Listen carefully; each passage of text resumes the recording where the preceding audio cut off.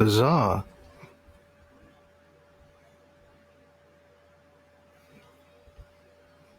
Can you hear me? Ah! Alright, just checking. Oh, is Bobbin talking? Because I can't hear Bobbin. Bobbin's talking. Oh dear. Okay. I hear Bobbin. You're fine, Bobbin. Well, he's not fine for me, so.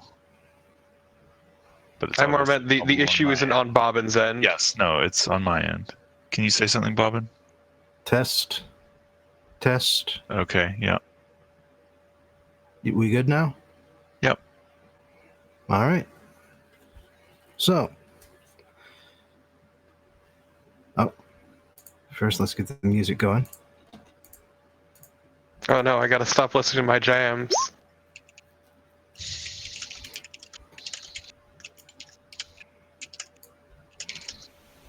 So. Where we last left off, you guys had a couple of reminders that while the King of Worms is something of an existential threat for your planet, it is not the only source of danger in the world. The first reminder was a silver dragon who has his own agenda, or had. And Fucked us up and was racist. And the second reminder was a cursed scroll which had apparently spirited away one of the Veng heirs that you're on the lookout for. Which, according to your Worm Insider, is not the correct mode of operation. Or at least it's nothing she's ever heard of. Basically, it's too indirect. Yeah.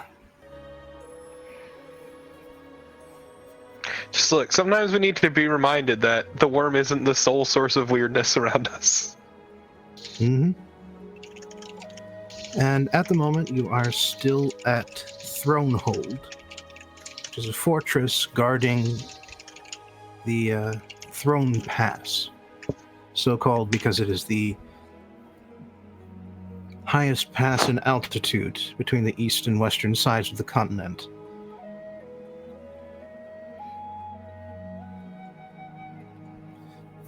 But your last attempt to scry on the missing exiled heir in the north has failed. And you'll be able to try again tomorrow, but you still have most of today ahead of you if you want to spend it doing something else.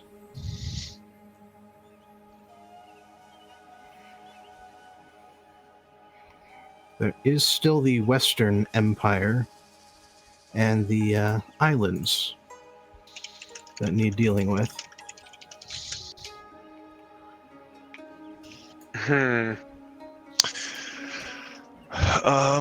Well, if we go to the islands, I can class change into samurai. And then throw all your money at your opponent. Yeah, you're rich, it's fine. What? Is that like a Final Fantasy reference? Final Fantasy Yes. V. Yep. That's specifically how I beat the final boss of the game. I just threw a shit ton of money at him. Okay. Well, I have only been a samurai in Final Fantasy XIV, in which I do not believe throwing money at people is an attack unless it's something that you get at a higher level than 50. That would be weird in an MMO of all things, if I'm gonna be honest. Yeah. Depending on the game, the throw whatever you've got ability is usually a ninja thing.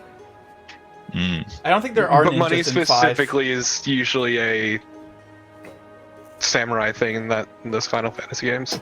That's Well- bizarre. 5. Anyway, It's a very specific reference that does not translate at all.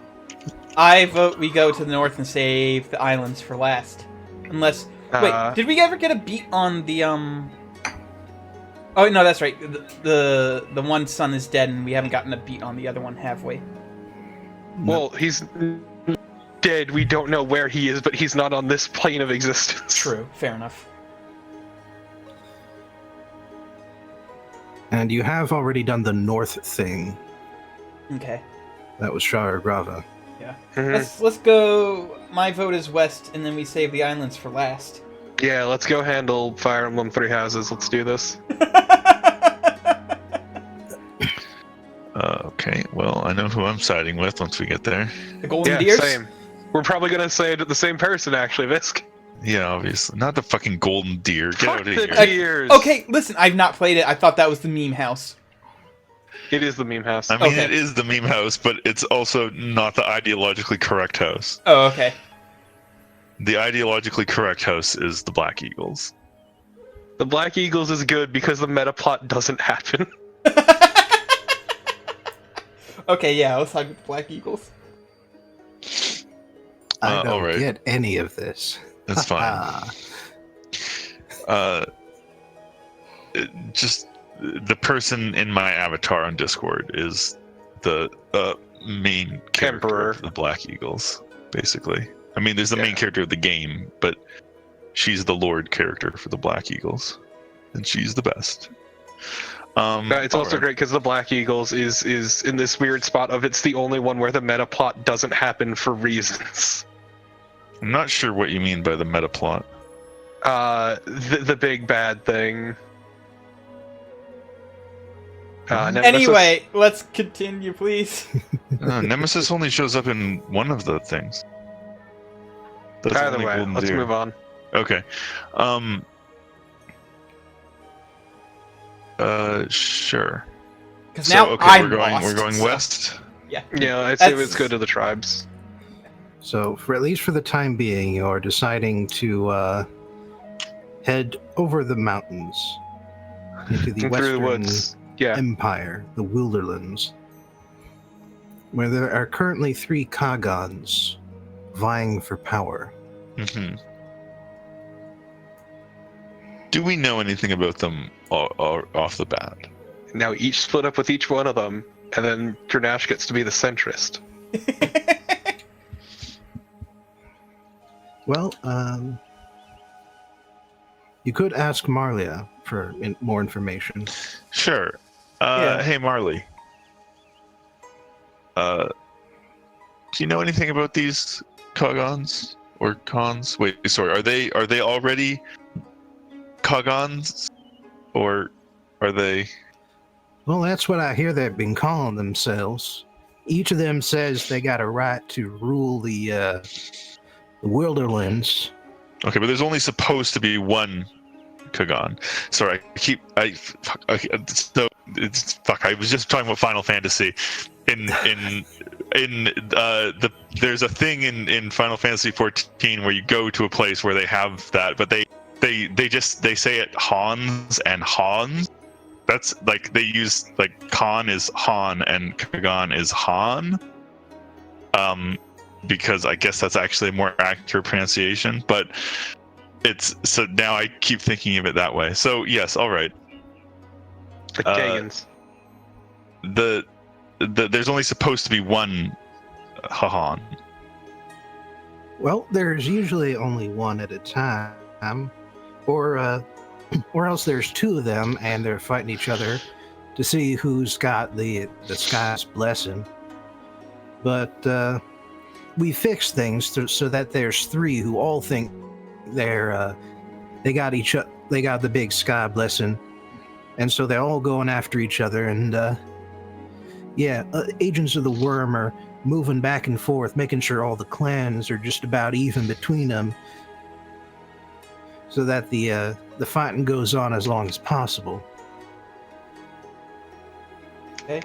So Any sort Okay, of so we just need ideological to hold- differences between them, or is it just We just need to hold the Nadam.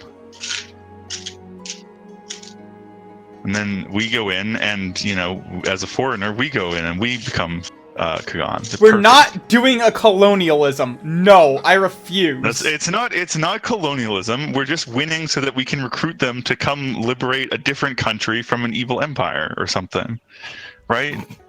I don't know. I'm getting stuck thinking about Final Fantasy. I'm very sorry. Take that string of thought and put it in the garbage. Please.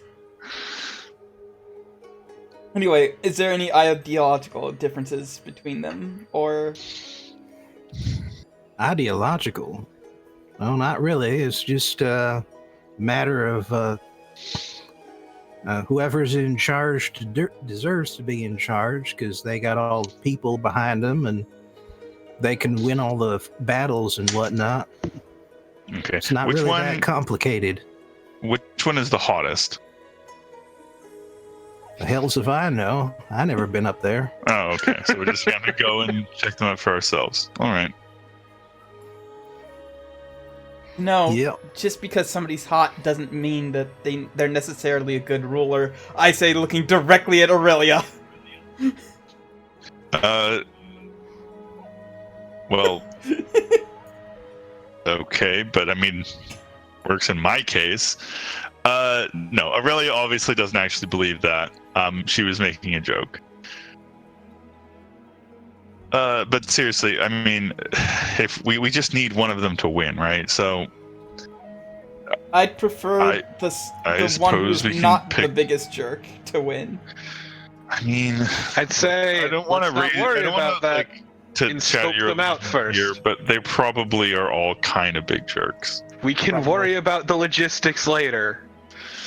You don't generally rise to the top of like a warlike society by being a nice guy. True, but I'd rather the least jerkish of the jerks to win.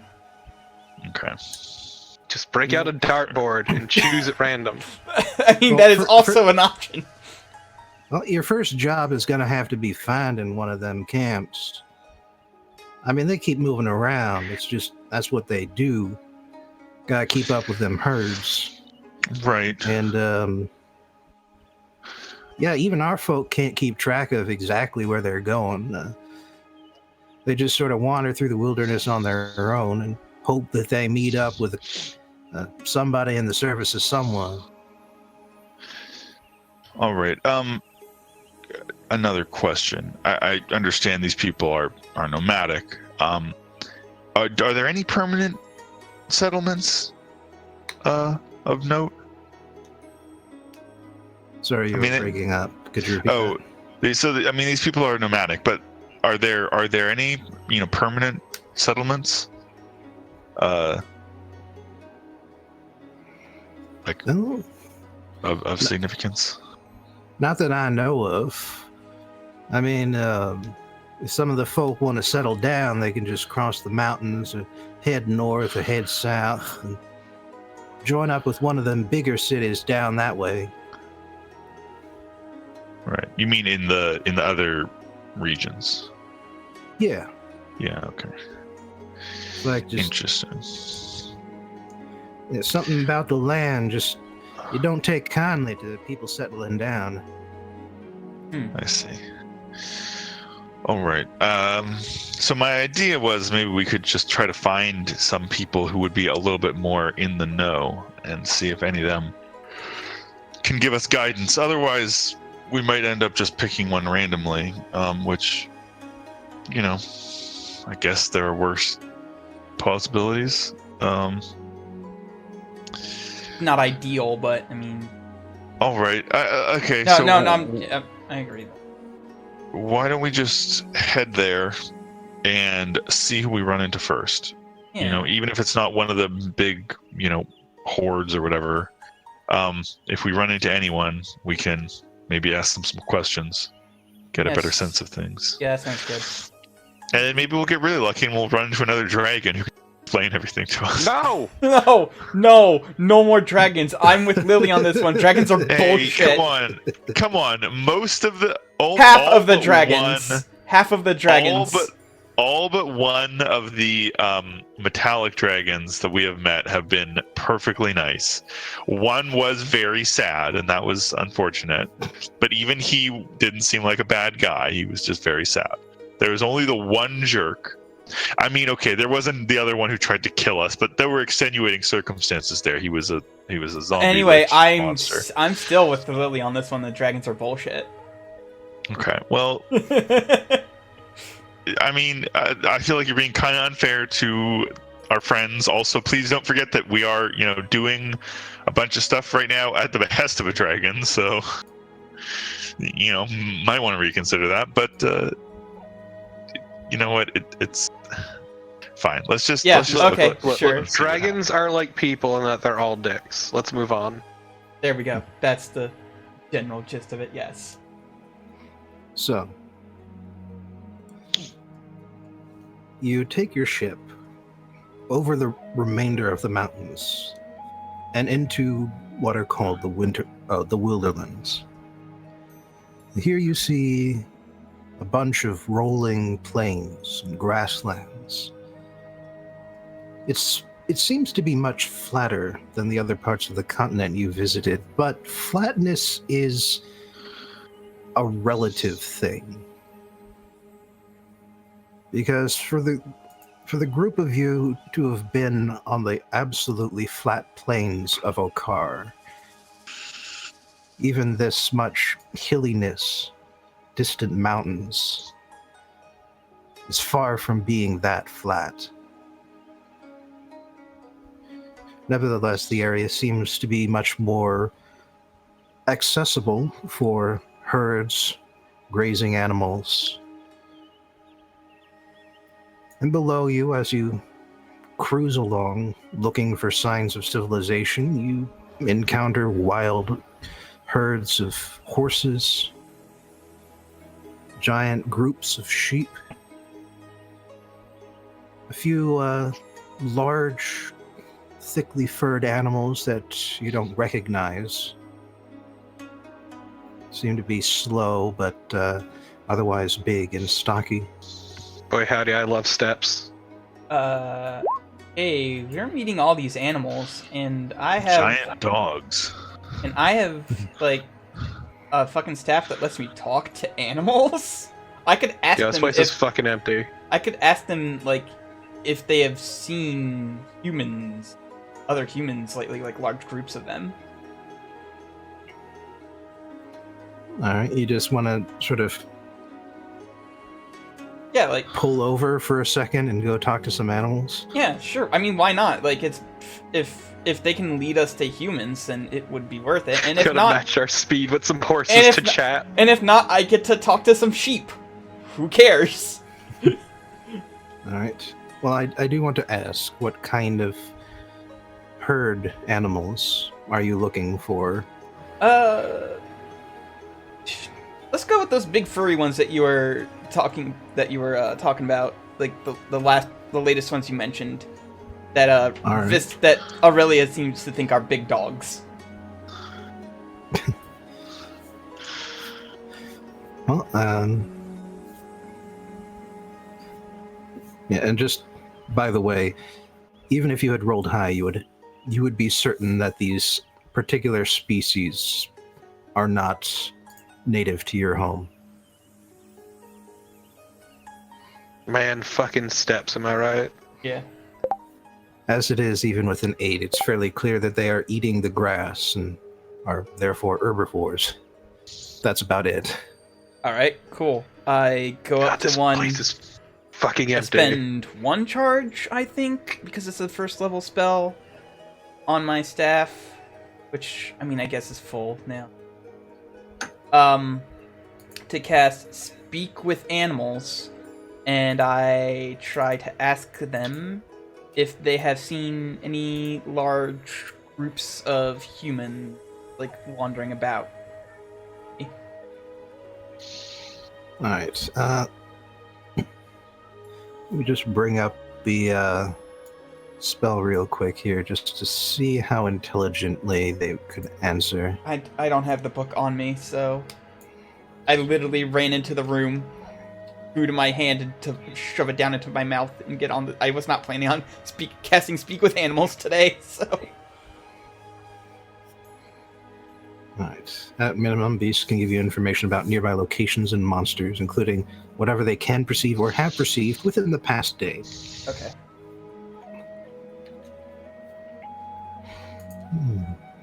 Humans.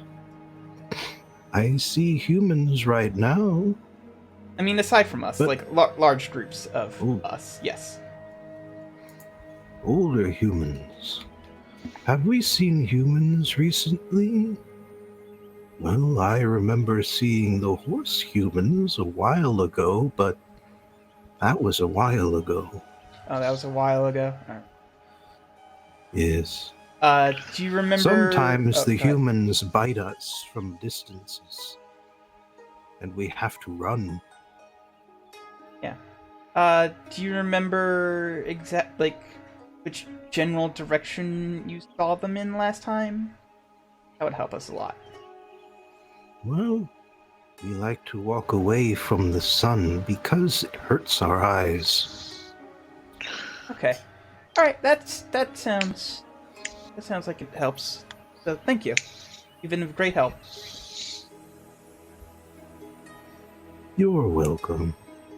All right. And so That human was nice. Yes. Normally they bite us. I'm not gonna. So I tell. You know, like, you look like a fucking idiot every time you do this. I know, like, what does it sound like when I'm doing this to you guys? Do I just sound like... No, I assume Lake is talking normally. Yeah, you can Yeah. comprehend animals. Okay, it's and they different can for every... comprehend you, but It's different for every GM, I've noticed, so... It's like you're some owner talking to their dog. so you gotta get that baby talk. Yeah. Who's a good bison? Still not as bad as Who's that a time that you good talk to a bison? plant. Yeah. Like, I know they say talking to plants helps them grow, but come on. So I give them the information that the last time that these creatures saw any humans was a while ago. I wasn't going to press for information on numbers of days because I don't think they have a concept of numbers. So Nah, not too much. but they say By the way, just make a quick intelligence check. Oh, okay. All right. Just straight up intelligence. Yes. Okay. Here I go. Lucky. Wow. Lucky's good feat. Lucky's a very good feat. Like he's a broken ass Okay. feet. In that case, you remember you're on the northern hemisphere right now, Mm-hmm. and so when the sun rises to noon, it's in the south, which means the animals walk north generally. Okay. So it sounds like they. Otherwise, They- you would have forgotten that fact Yeah. and thought that they moved south all day. Thank you. So it sounds like they ran into them a little further south. So that's at least a good starting point. Yeah, I mean, sure. We should be able to spot them from a fair distance. So. Yeah. They also Yeah, also this place is mentioned fucking empty. Jesus Christ. they also mentioned riding on horses. So look for a lot of horses. I mean, Like a lot of I'm horses. sorry. Was there a point at which we were unclear on the fact that these people ride horses? I'm just saying. Just saying. Look for like a fuck ton of horses. Yeah, it's the step, it won't be dude. hard to spot.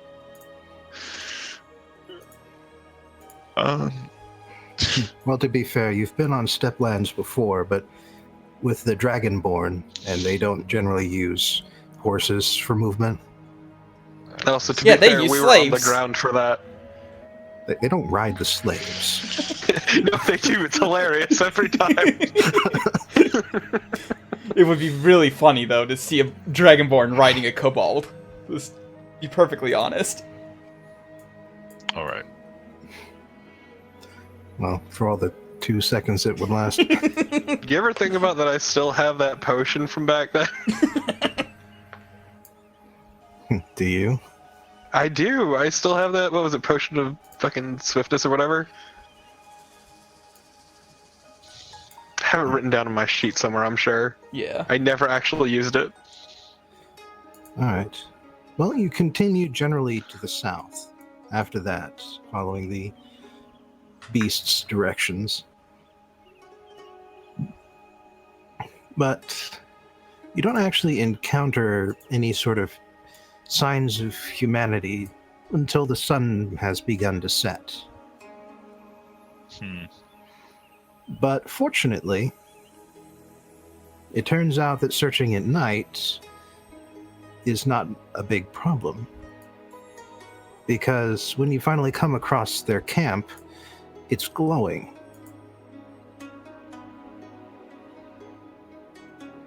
Cool. In this particular area, the hills rise up into steeper mountains. It is a bit closer to the central mountain range here. And just like what you see, there are giant steaming pits that appear to glow and cast a light onto the yurts and tents from below. As you approach, it is still too distant to really tell what's causing that light to glow. But you can tell just from the way it glimmers and changes that there's a lot of activity around the edges. You'll need to land and approach to learn more. Alright. All right, I will descend upon red hair. We can Wait, land the we've had ship. we've had a long rest since.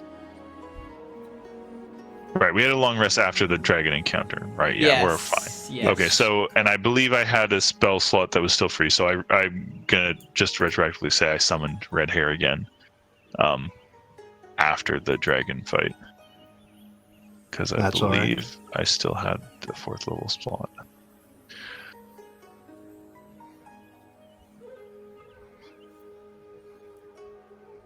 Yeah, let's land the ship and go talk to some people. Kind of walk like a fucking plebe. Yeah, same. Just to note, the music changed. Oh, okay. Mhm.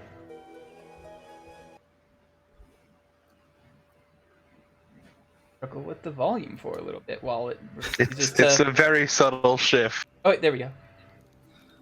Oh, okay. I don't need to fiddle with the volume. Excellent.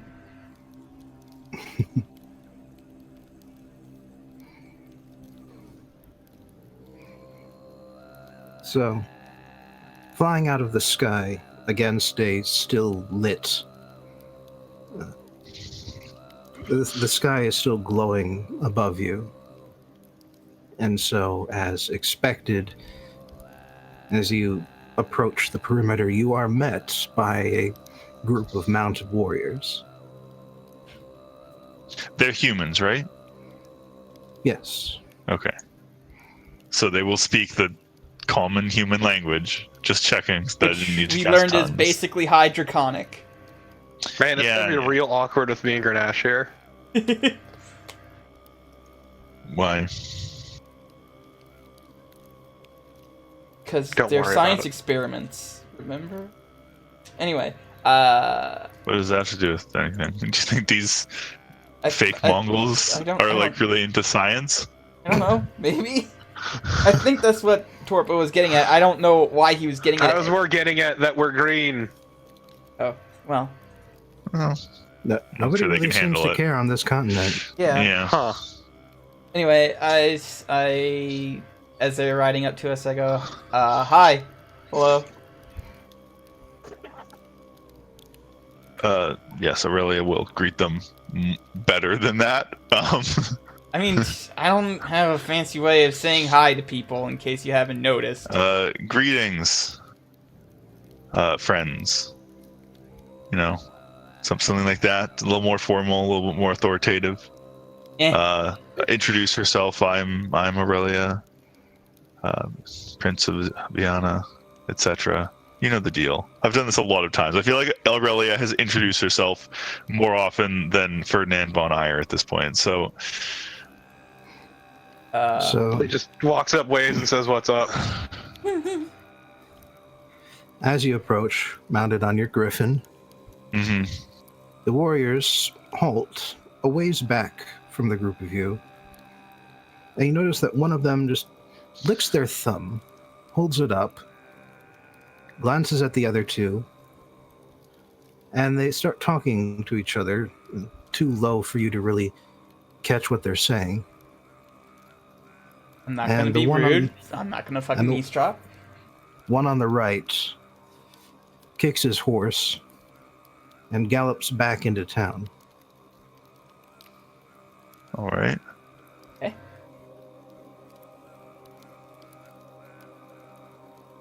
So is that a good sign or? Noble ones, greetings. Hi. Apologies for the simple.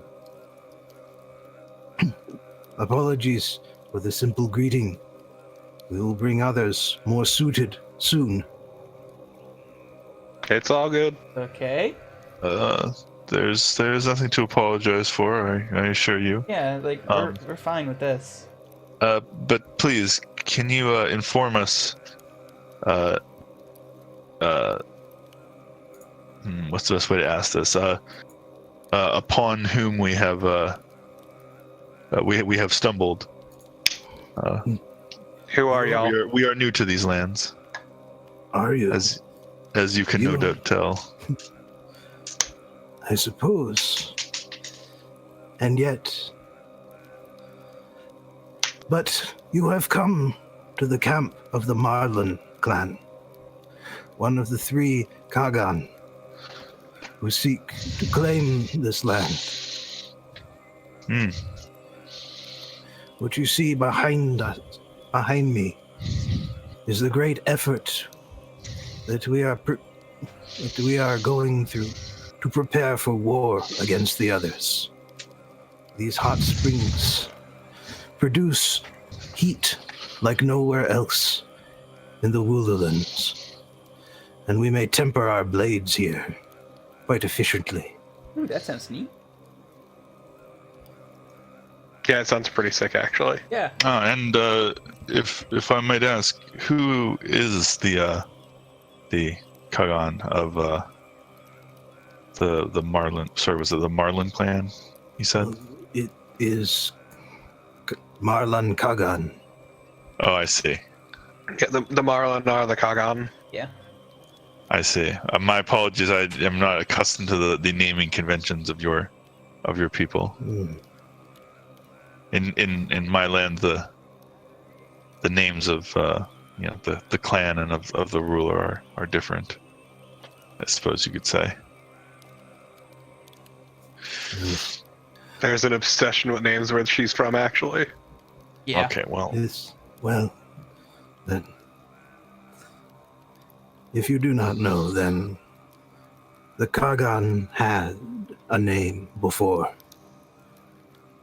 But on assuming the role of leader, he is only Marlan. Okay. Makes sense. Makes sense. Yeah.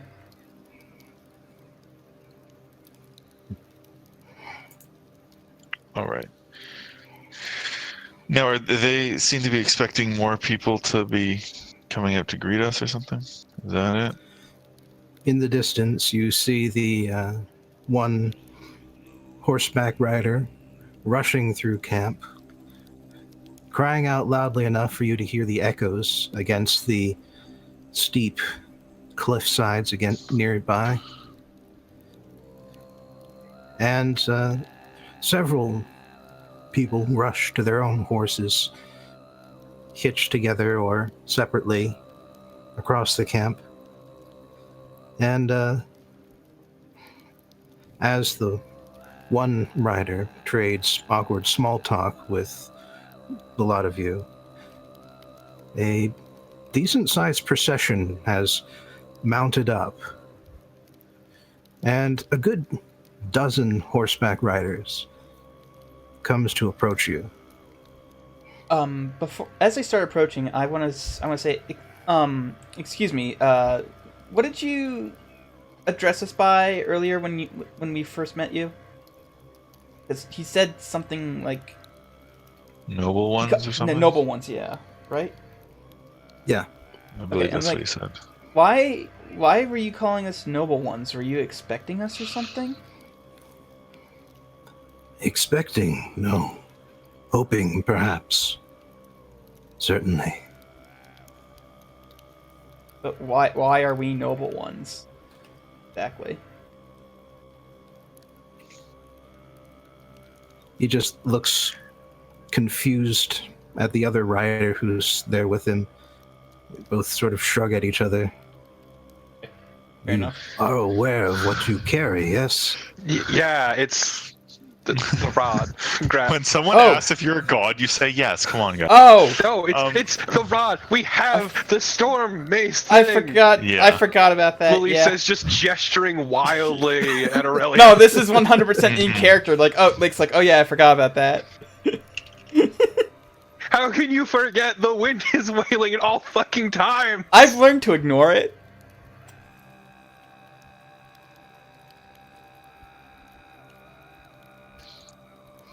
Yes, Aurelia. I'm sure Aurelia has a suitable cape by now, so it's sort of just flapping majestically. Yeah. It's like Which the is ever why billowing. Which is why when they looked at Aurelia, they tested to see which way the wind was moving. Ah, I get it now. Oh wow, that I did not catch that. That's a good one. I was wondering why they were checking the wind. I thought they were gonna shoot us when you did that. Yeah. But the best part is Aurelia has a cloak of ever billowing without needing a cloak of ever billowing or whatever it's called, ever billowing cloak.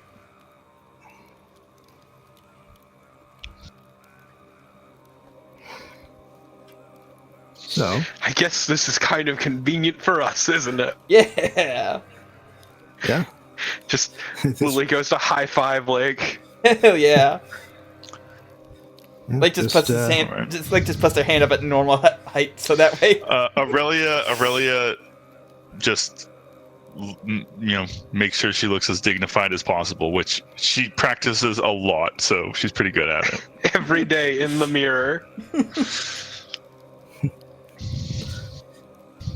So, at the head of the procession is someone with much more intricate clothing than the rest. Also with a gnarled staff, a variety of sort of clinking vials and cymbals crisscrossed on his chest. Oh, good. Did we And get so- some sort of religious official? Yeah, and so you get the feeling that this is not necessarily the leader so much as the priest. the priest or shaman. Mhm. Yes, that was my guess.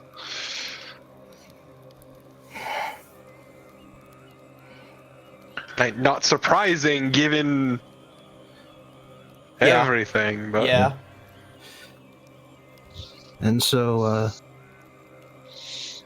when the procession finally arrives and sort of takes up a formation surrounding the shaman figure, he dismounts from his horse and comes up to you, palms together, gives you a bow and says, "Noble ones, we have been hoping and praying for your arrival. It is not often that one so blessed visits our humble camp. I am Shaman Ruvuk. I shall be at your service for as long as you need it." All right. Important to respond to this appropriately. yeah, this feels weird. Yeah. Can I roll something to get a better idea of exactly how the proper way to respond? Obviously Aurelia's not familiar with this culture, but to sort of guess the best way to respond beyond what I will guess, Figure out a how to put on character. airs. Like insight, perhaps, or performance. I'm going to say, do something a little unusual. Okay. Roll insight with intelligence. Okay. Well. However that okay. adds up. Yeah, I'll just basically just insight with a +1 right now because I still have the strength boosting thing instead of the intelligence boosting thing. So Mm-hmm.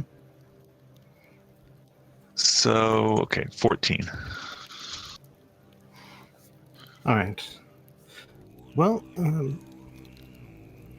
you assume that they have the concept of societal classes here, although with so few people, it's probably flatter than what you're used to. Heh. You think like politeness would probably be warranted, not necessarily any sort of demands for worship me. That probably would go Right. down well. Right, that makes sense. All right. In that case, Aurelia will reciprocate the bow, I suppose, and graciously accept his offer of hospitality. Because what culture doesn't value hospitality, frankly?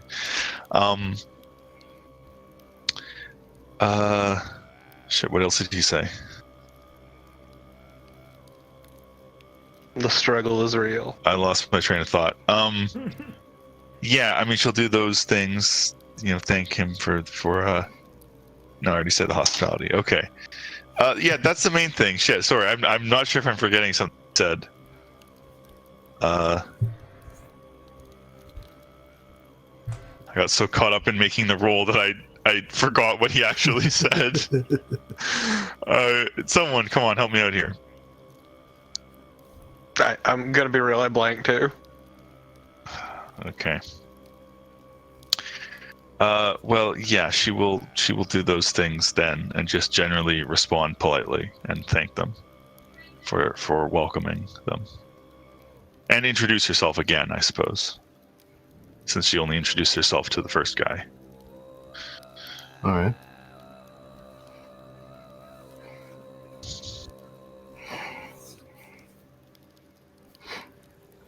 So the shaman remounts and actually offers a few spare horses to those of you who did not have a mount. So the lame people. To go ahead and climb up and I need a bit of help, actually. trot back down. They probably have a pony.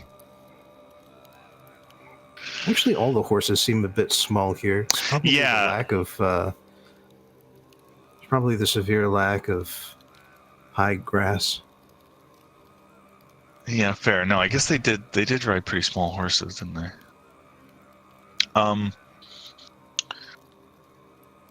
All right. So yeah, Aurelia will remount on Red Hair. I wonder if these people know what a griffin is. Do they have griffins around here? Do we know? Do they need to? Can it not just look weird and cool as hell? Yeah. Oh no, I'm sure it looks weird and cool as hell anyway. I'm just wondering how weird and cool as hell it looks. Well, there's one way to find out.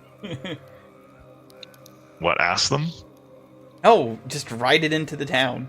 Yeah. Okay. See the Well, reactions. yes. She is going to be riding it on the ground, presumably. No need to fly. That would be a little showy.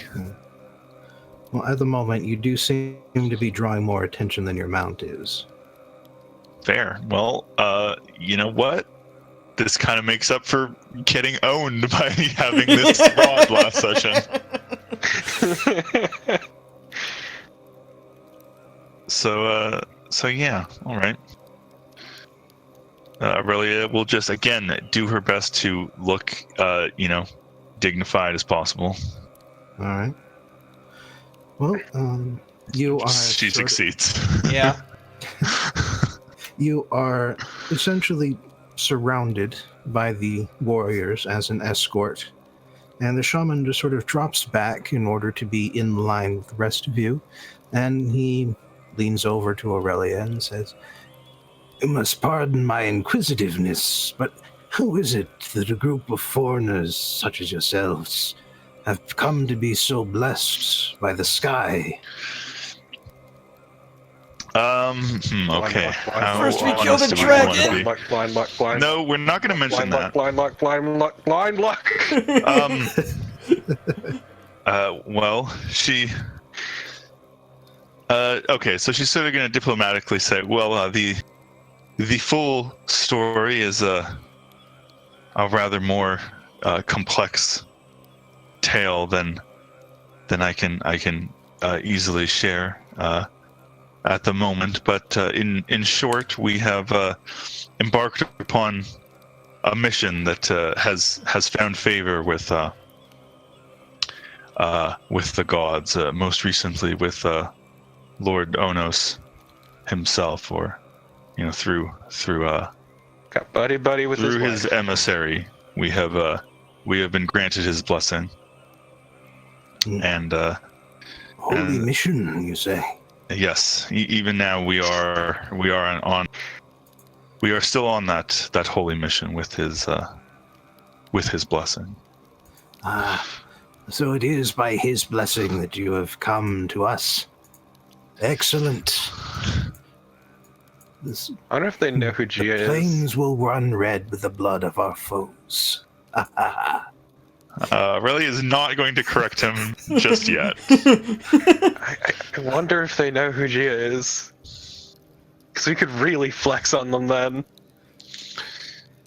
Well, Relly is actually. This would be a good time to make some inquiries. She's again going to try to. You have to be careful when you're asking questions in a way that doesn't reveal just how ignorant you are of stuff. But she's how is she going to phrase it? Oh, I know. She's like, is it true then that the people of these lands are devout followers of the sky? Of course.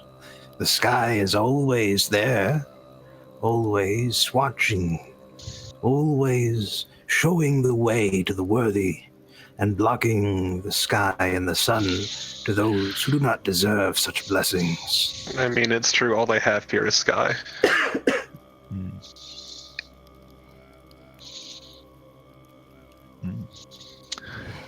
Not only that, but the sky brings the dragons, and the dragons bring wisdom. They are a blessing of the sky. Looking at Lily, making a face. Lily. I really will sort cold sweat. Vaguely nod along. She's mostly just interested in letting this guy talk as much as possible at this point, so learn what she can. Right. And so he continues to basically brag about how most recently dragons have been praising the Marlin tribe and convincing clans of wanderers and otherwise independent clans to join their flags together, and that the Marlin are destined, in fact, to be the next rulers of the Wilderlands. Out of curiosity, what color are those dragons? Color? Metal? Oh, this is the Empire of Brass.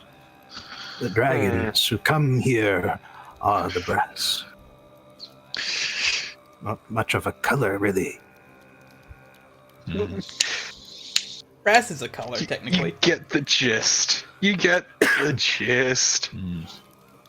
And Did do you beat a these... brass dragon one time, or was that a copper? Was Sean copper or brass? So, macaroni... Yeah, Sean was copper, but macaroni was brass. Right. But it was also dead, so... Yeah. Right. Yes. But, I mean... But I might be a little wary around brass dragons. Why? Oh, because they might be more likely to be part of his Could cult? possibly be aligned with Macaroni's cult, yeah. I suppose that's possible. I don't think he said anything about that, but I suppose that could. To be fair, Yeah. they would never say it directly. Yeah. I mean, I think, okay, so assuming these dragons are dragons that are, helping them, that, are trying to perpetuate the war, Just for then the they record, probably are cult dragons. Yeah? Marlia has said in the past that the cultists are impersonating the brass dragon wanderers who are Yeah. trying to prophecy to the clans. I see. I didn't. And I mean, so they, okay. and since brass and other metallic dragons can impersonate humans, it's actually not that hard. Right. Even if they don't have any dragons on their side. Yeah, I thought so. I see. That makes sense. I mean, okay, that was my assumption because I knew that they were the influencing. I didn't realize she'd actually specifically said that they impersonated the brass dragons. But, yes, okay. Well, really, he's not going to say anything about that just yet. Yeah, I think we lack the kind of clout to pull off anything there. So, Mr. Shaman, out of curiosity, do you know anything about Gia? Gia, the land. Yeah. Last I heard, she was asleep.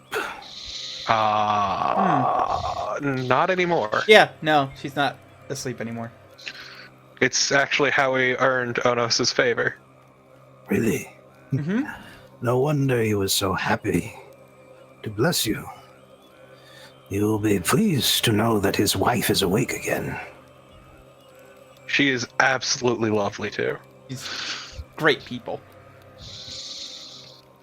Also kind of hot.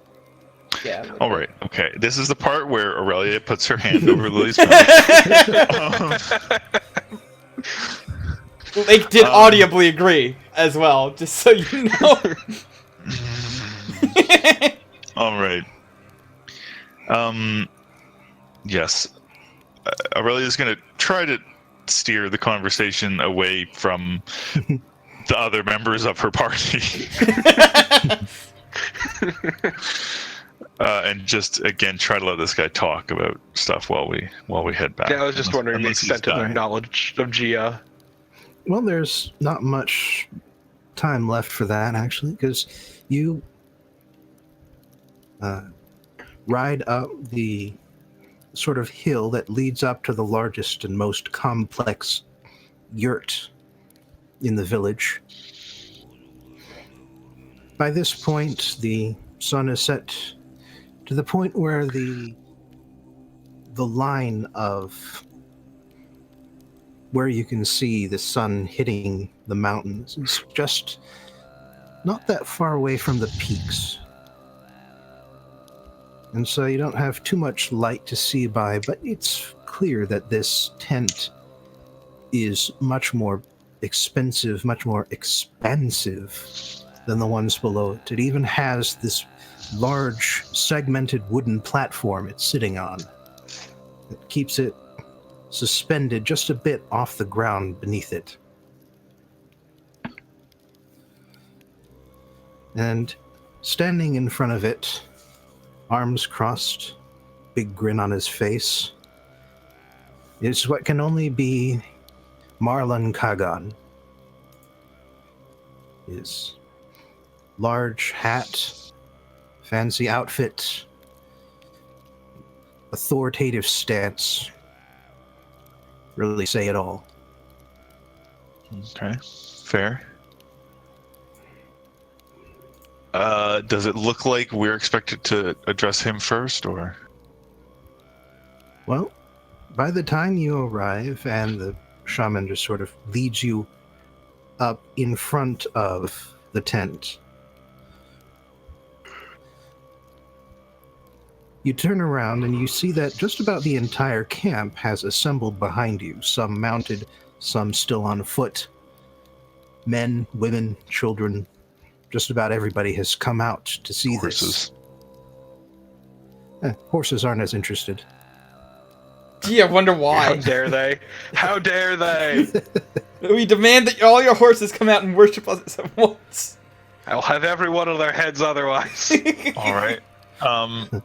Marlin tribe, see before you, the one blessed by the sky has come to see us.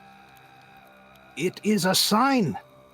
We shall win the upcoming fight. We shall decimate our foes. We shall see them scatter before us or join us. depending depending on the wisdom of their elders. And the crowd cheers. Sorry, was that the shaman speaking or Marlon? That was Marlon. Okay. All right. Is he going to say anything to us or? Foreigners of the blessing, you're welcome in my own tent tonight. Enjoy our hospitality. See why we are worthy of this blessing you have brought. Come. All right.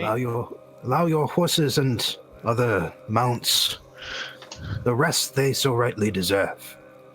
Well, mine doesn't actually need any rest, but that's appreciated all the same. Besides the point, I guess. Aurelia will again do a similar thing of graciously, accepting the hospitality.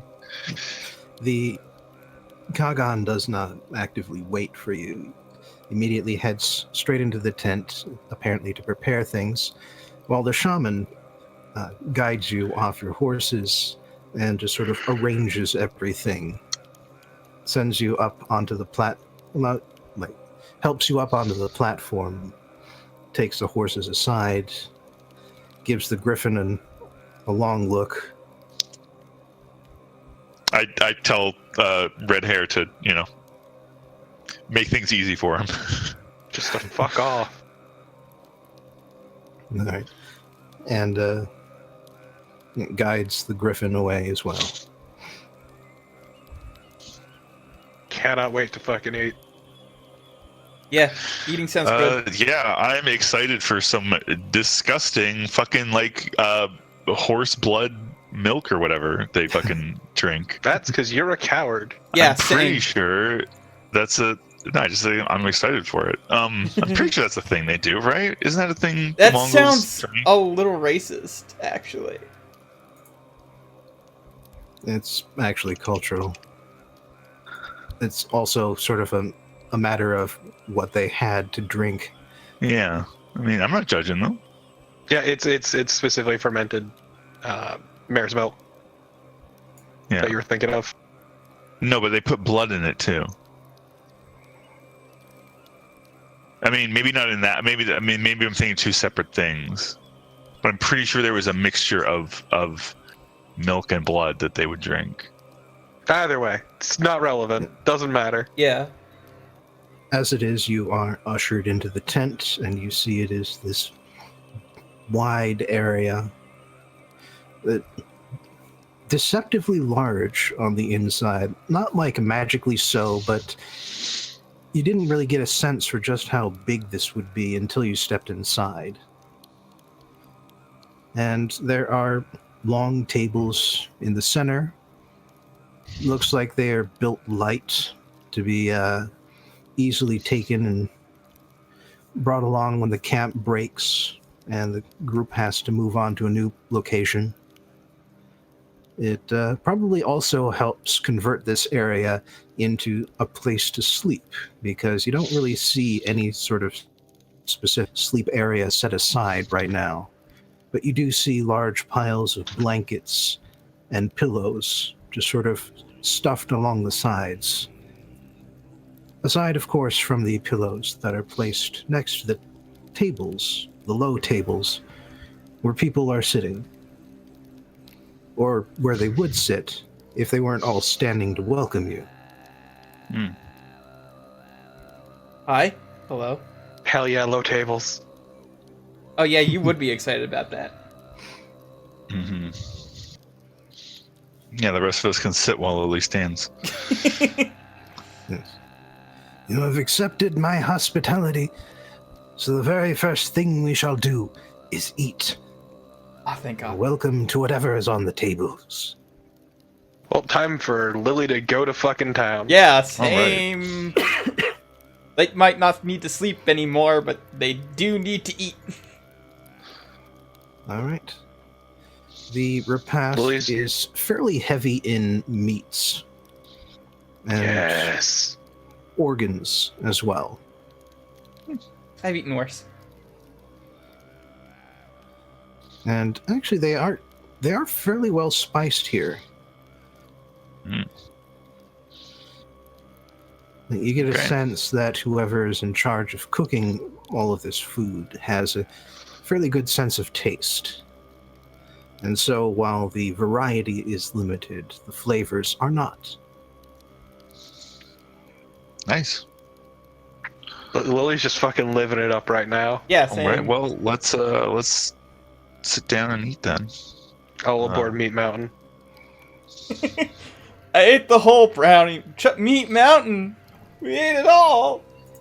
And you do, in fact, find two kinds of milk on offer. Regular and fermented. Gotta get me some of that fermented milk, Let's baby. get the fermented shit. Hell yeah. I'll stick with regular. Somebody has to. The fermented milk tastes actually pretty bad. Yeah, Aurelia stops drinking the fermented milk pretty quickly. Hold on. Let's see what my usually wine drinking ass thinks of this. Fucking lush. I've drank worse. The taste grows on you. No, it's just a hair on my tongue. Your standards have gone up over time after becoming relatively wealthy, but your ability to stomach something like this still remains. All right. So Aurelia will pretty quickly switch to the unfermented milk. And she'll just try whatever. Try a little bit of everything. Yeah. She's pretty adventurous. And they do also have coagulated blood, which is mixed with several spices in order to create a kind of sauce, really. Lily's gonna try some of that too. Lily's I mean, we have that back home, but without the spices. So frankly, this seems like an upgrade. Yeah, it's an improvement. Yeah. At home, they just put it in pudding and call it a day.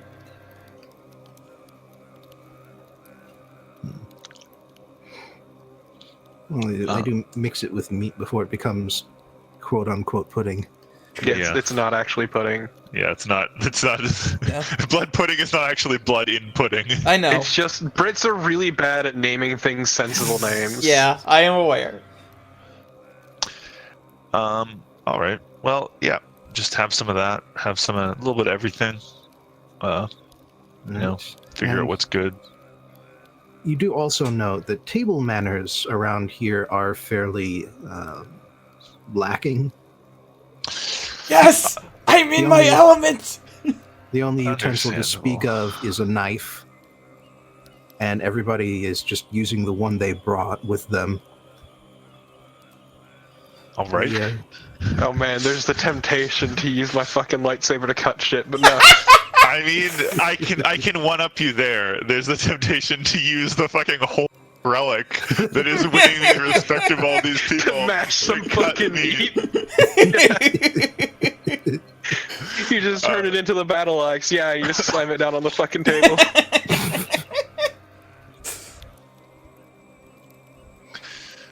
I mean, I don't have anything cool like that to cut my meat with, But- so... Also, Lily just always keeps an extra knife with her anyway, so... Yeah, the daggers you probably have work Yeah. for this. Yes, yeah, exactly. That's what I mean. The daggers that have been inside other sapient beings. Actually, not really is the thing. I don't use the daggers that much. All right. Still a little weird, but okay. But also, you clean them. You clean the daggers. You don't just leave them in fucking blood and viscera and just put them back in. Why not? Yeah, okay. Come on. Thought experiment. If someone fucking murdered someone with your kitchen knife, would you keep using it to cut meat? Depends. That'd be more of a bad memories thing, though. All right. Yeah. Anyway, All right. Does anything happen while we're eating, or? well, there's a lot of laughter, a lot of roughhousing, although it doesn't escalate to actual fighting in the tent. Occasionally, when an argument breaks out that gets a little too loud, the people involved are ushered outside and you hear the sounds of punching and so forth. Sometimes they come back in, a little worse for wear. Other times they just don't. No, this is great. Lily's loving this. All right. Lily is, in fact, in her element.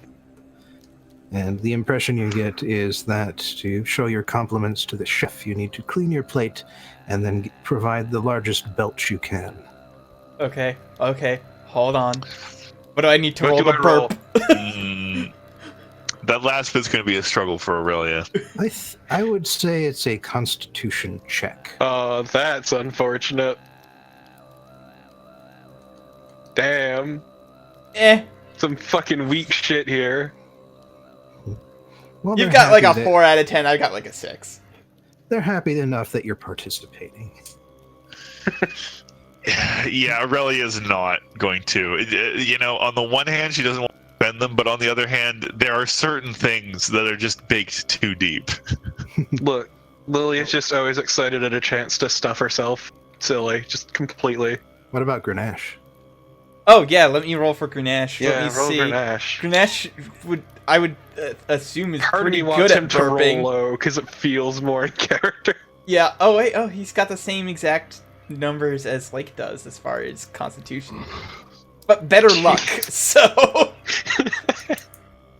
Yeah. Should have luckied your burp. Well, he grew up in a farming community. Manners weren't exactly easy to come by there either. True, he just always seemed more like, I guess, subdued to me. Yeah. I'm just saying. I grew up on the literal streets where I don't think manners came into play a lot either. Maybe Yeah, I grew but up in neither the did slums, so. hospitality. True. I said Lily's in her element. This is great for her. All right. So eventually the night winds down. The what food is remaining is cleared off the tables. And finally the Kagan gets up from his seat towards the back of the tent and walks over, takes a seat across from you guys. So, you'll have to forgive my ignorance, but the shaman normally handles this sort of thing. So, how does this blessing supposed to work? Oh. Well, okay, this is the awkward part of the conversation. Time to roll performance. All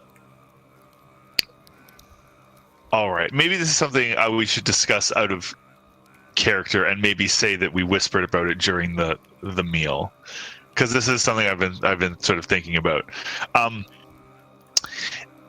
The way I see it, we have sort of two options here. The first option is that we just go all in on these guys. You know, we decide, okay, odds are all three of them are probably going to be roughly the same without too much to choose between them in terms of which would be better to support for like moral reasons or anything like that. And we just say, okay, these are the first ones we found. The most important thing is that someone comes out a winner.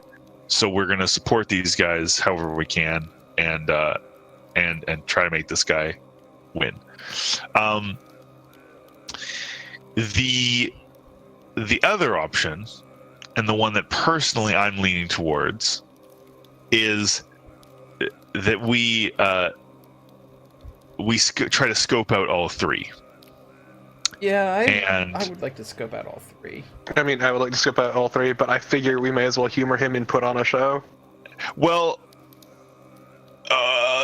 no, okay. Well, here's the reason I don't want to do that, because if we do that, then it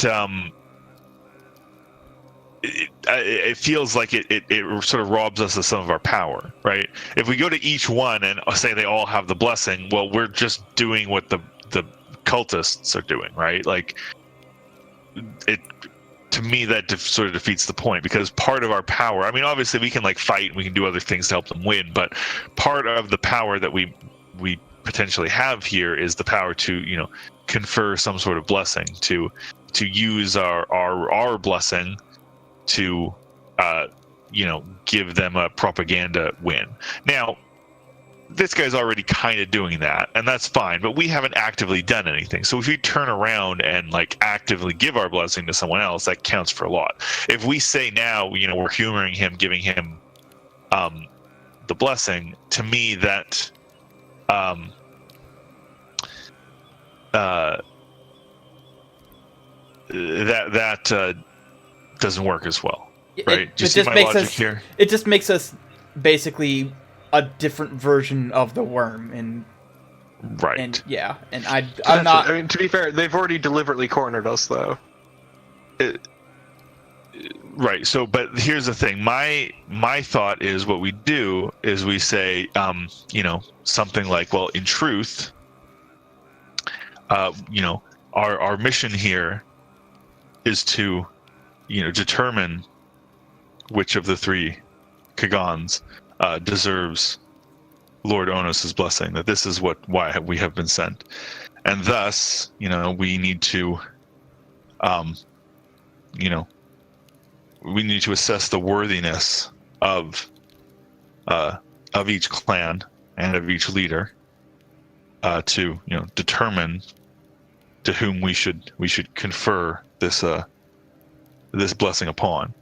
Now, obviously, they're not going to be like super thrilled to hear that, because they kind of seem to be expecting that they've already got the blessing, and that's why we showed up here.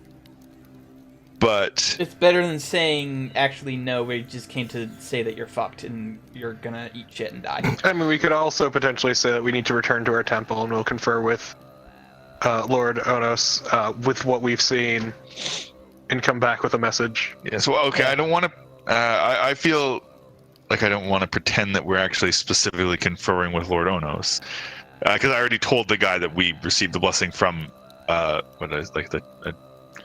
his emissary. It's basically as good at. So yeah, but I mean, we have his blessing, but that does not mean we speak directly for him. Well, we're gonna let them think that we basically speak for him, just not that we're literally, because we kind of do. I mean, fuck, we have the rod. He gave us the rod. He gave us his blessing, essentially. I do like the idea of basically saying, hey, we're not necessarily giving you the blessing yet. We're gonna check out everybody, but that being said, you were the first ones, and therefore, you know. Yes, I mean, I think we can play it up a bit. We can say, you know, we have we have heard of your clan's prowess, of your skill, but we are obliged to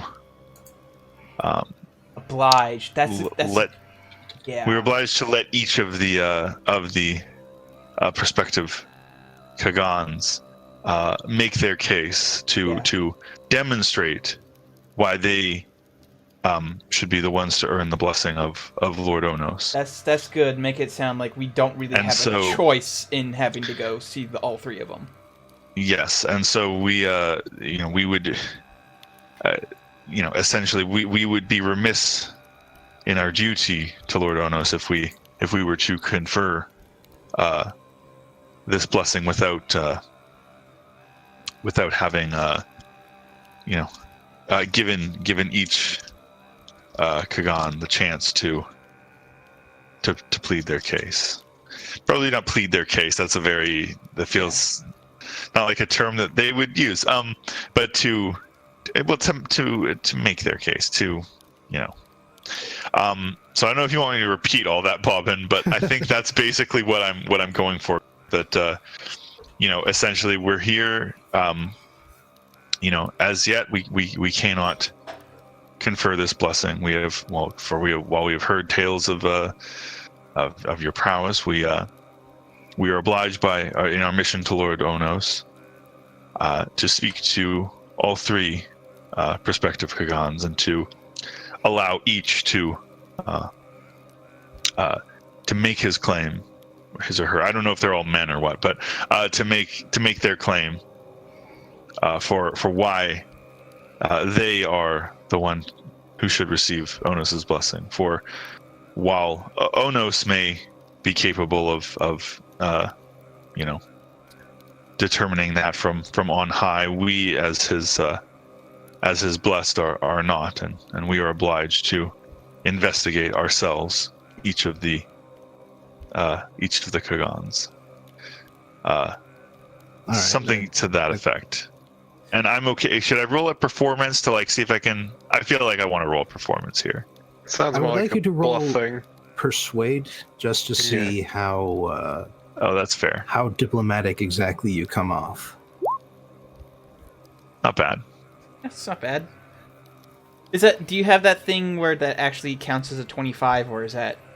That's a rogue thing. That's Okay. that's not my thing. Okay. That's a rogue thing where you get a specific feat. All right. Yeah, the bard thing is that they get half proficiency on everything. All right. Yep. All right. All right. So you lay out your reasons about why this isn't necessarily what it looks like from their perspective, and the Kagan is disappointed but understanding. So you want to evaluate us, have us prove our worth. Does this mean there will be a moot?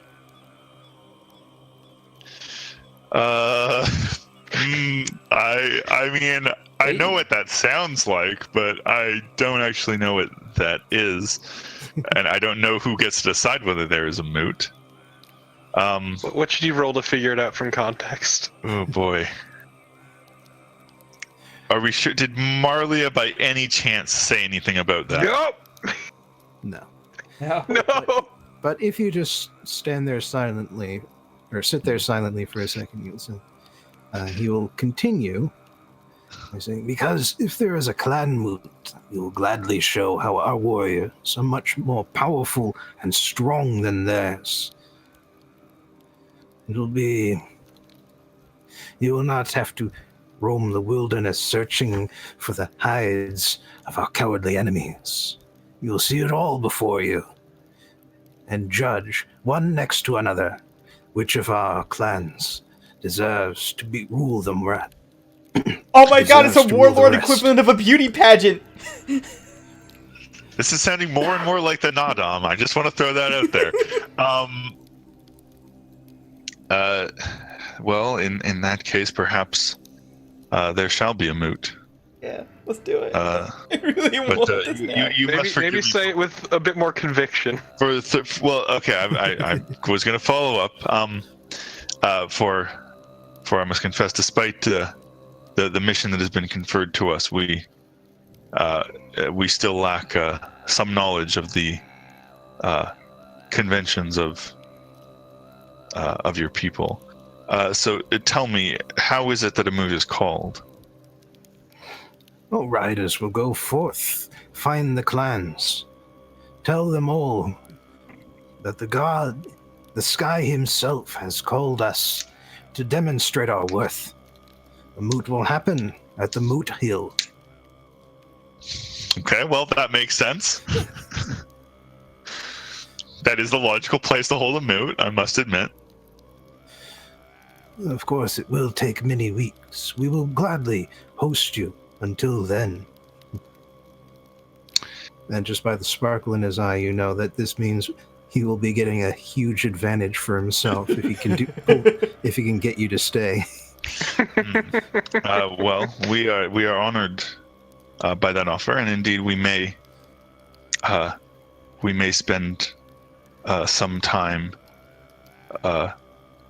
in your hospitality, but there are other aspects to our divine mission, and so it is more likely that we would have to spend some of that time away from these lands, returning, of course, in time for the moot. Well, I suppose then you would not be joining us at Moot Hill. you would not be joining us for the trip to Boot Hill. Perhaps then you would want directions to it. Yes, please. Most likely, yes. As I said, our business is complex, and we cannot know ahead of time precisely when we will be able to return. So it is best if we know ahead of time. Very well. But stay with us for tonight. Certainly. Yeah, sure. And I will have a scout tell you the way tomorrow. All right. Real quick, I would like to roll insight to see if he is, like, planning on trying to, like, find a way to keep us here longer than we intend to.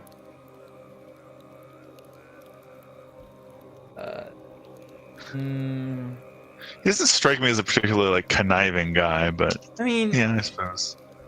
yeah, I'm not gonna. Actually, we're about to take a long rest anyway, so I might as well lucky it. So, well, I'll use the 11.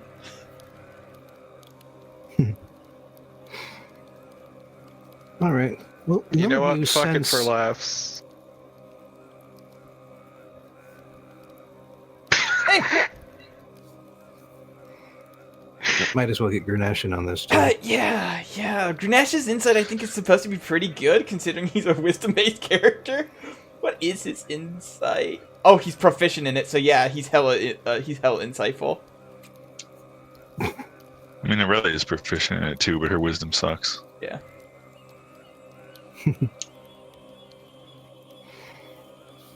All right. Well, Grenache gets the sense from this guy that he's used to the idea of people coming and going quite frequently. Plus, he is very much concerned with the idea of the honor of one's promise. Mm-hmm. So he is on the up This and is up. the kind of society. This is the kind of society where your word is your bond. If you say you're coming back, you are coming back, especially seeing as you are an emissary of the gods. All right, so he's not gonna try and like keep us here to like try and, you know, convince us to have more favor. Got it. Yeah. Well, you get the sense that he might try and convince you, but he's not gonna like trick us by like stealing our Yeah, stuff and being like, "Oh, I think we saw these guys steal it." yeah, he's not going to be a dick about it, probably. All right. Fair enough. He doesn't need to be, because he's going to be proving his worth anyway. That's right. more along the lines of what I was worried about. Was like, you know, he'd be like, "Oh, all your equipment is stolen. I'm sure we ran into some bandits along this way. Maybe they stole it. It's weirdly roundabout for these people. Yeah, but like it's always possible. I'm gonna say I wanna add. Really, we'll just make a little positive comment, like you know, your wisdom and reasonableness in this speaks well of your leadership, if I may say, Kagan. Just a little hint, just a little tease of like, oh yeah, you're doing a good job. Keep being reasonable, and maybe you'll get the blessing. Yeah, stick a fat. Well, a little flattery goes a long way around here. Yeah. That's sycophant. What is like? So what that means? It's diplomacy, really. All right. So, is there anything else when you want to discuss with him tonight, or? I can't think of anything. All right. Because before we leave, but probably tomorrow, Aurelia does want to maybe talk to the shaman a bit, and try to get as much information about how the moot works as possible. Or maybe it would be more appropriate to talk to this guy. I don't know. I feel like maybe someone else would be better, but... All right. Well, the shaman has his own hut. Not nearly as large or as glamorous, but it is very aromatic. Very much packed with herbs and spices and material components that you recognize as being part of a standard cleric's repertoire. Makes sense. As such, he also has several gems and crushed gems sort of set on display. Fair. But, it just occurred to me, have we ever fought another bard? I feel like we haven't, but maybe I'm forgetting something. I don't think we've ever fought another bard. No. Huh. All right. Well, anyway. We fought like I two other think your warlocks. brother had one. Oh, did he? No, I think the brother had a rogue, a Yeah, I don't think he cleric, did. and a fighter, and a paladin, and we got rid of the rogue. Yeah, I don't think he had a bard. Unless I completely misread. It wasn't among his big heavy hitters, but I think there was Oh. on the premises Oh, right. during okay. the big fight. Interesting. Okay, sorry. It just as a completely random thought that occurred to me. All right. So, yes, back to the shaman. So Aurelia will try to and I don't know. I assume this is the next day, or maybe it's not. I don't know. Aurelia will try to sort of bring up the topic of the moot and ask if he would be able to educate her on the how it's meant to operate. Well, Shaman Bruvuk explains to you that a moot is where a group of clans will get together and compete with each other without murdering each other as much. What? Oh, okay. So still a little bit Less of murder. just to keep things interesting. Less deliberate murder. It's not a Dothraki wedding unless there's at least 3 murders. It's less organized murder. Right. Like blood oaths and blood vengeances are still traded in when clans meet up. Right. But no battles. No battles. Instead, there's often a series of games and competitions between the leading members of each clan, just to see who's got the strongest warriors, the quickest warriors, the best hunters, that sort of thing. And he's saying that, yes, a grand moot between the 3 Khagans. That will be interesting. It is also interesting that you seem to suggest that we should do this, seeing as the brass sages have been saying that the only good way to determine a Khagan is through blood.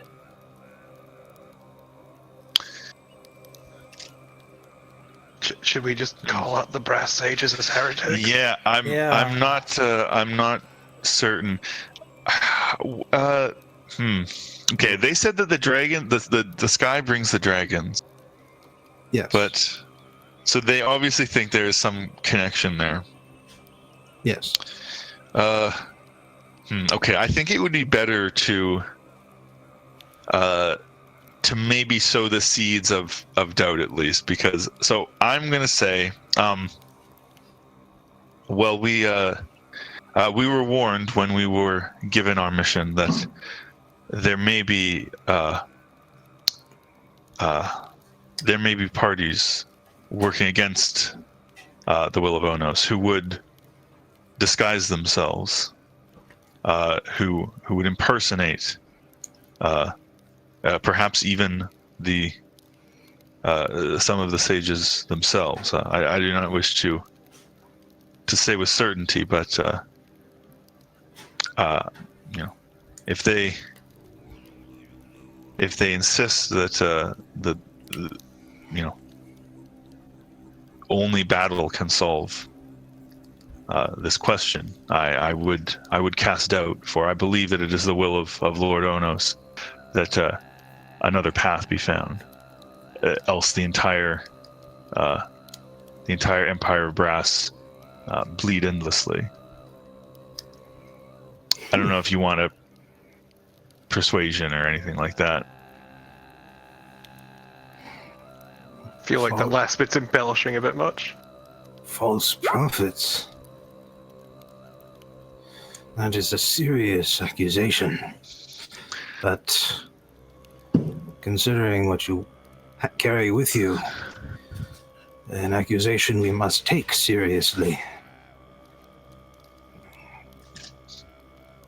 Boy, I'm sure glad we went to the northern place first. Hey, maybe it turns out awkward otherwise. Maybe it turns out going there first wasn't a complete waste of time anyway. Maybe this thing comes in handy for more than just fighting purposes. Yeah. Oh, yeah. Can't argue with that. We have been speaking with brass prophets who have not bothered to fly in or away. I had thought that this was unusual, but they do not always bother to do so. If they are false, then they are not dragons. Yes? Well, I cannot say they are posing as dragons with certainty, as but far as our knowledge is. But that seems likely, especially if, as you say, they have refused to take their true form. Very well. We shall make this demand, that they shall show their true selves before we listen to their words again. If they say the same thing, however, and they show themselves to be true, what do you say to that? To that, then, I would wish to speak to them and ask why they insist upon the course of action that they do. If they believe that such an action is condoned by such a course is condoned by Lord Onos, or if they have other reasons for insisting upon it. Lord Onos works in mysterious ways. He has many aspects, and the different aspects do not always agree on the same solution. Indeed. Well, I suppose in that case, I would ask that you look to yourselves to judge the wisdom of our own proposed course of action and that of the sages. For ultimately, it is the duty of all people to, interpret the will of the gods.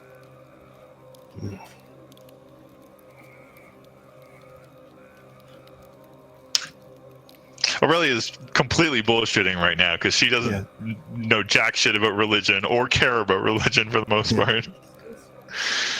Well, speaking personally, and the shaman just sort of glances over at the tent and listens for any footsteps nearby. I am of the opinion that our clan is not quite powerful enough to take on both rivals at once. Settling this without slaughter seems to me to be a good idea. I hope that you are right. But if the dragons prove themselves to be true, we may have trouble.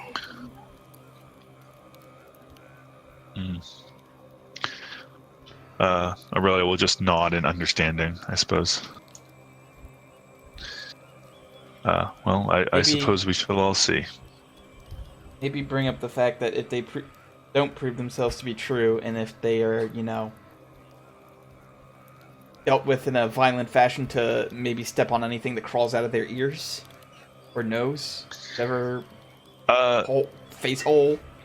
Yeah, I mean, I was sort of deliberately not bringing up the worm thing just because that is a big claim that we can't really prove right now. We can dance around the worm, though, claiming there's a third party that is acting against the interests of Onos.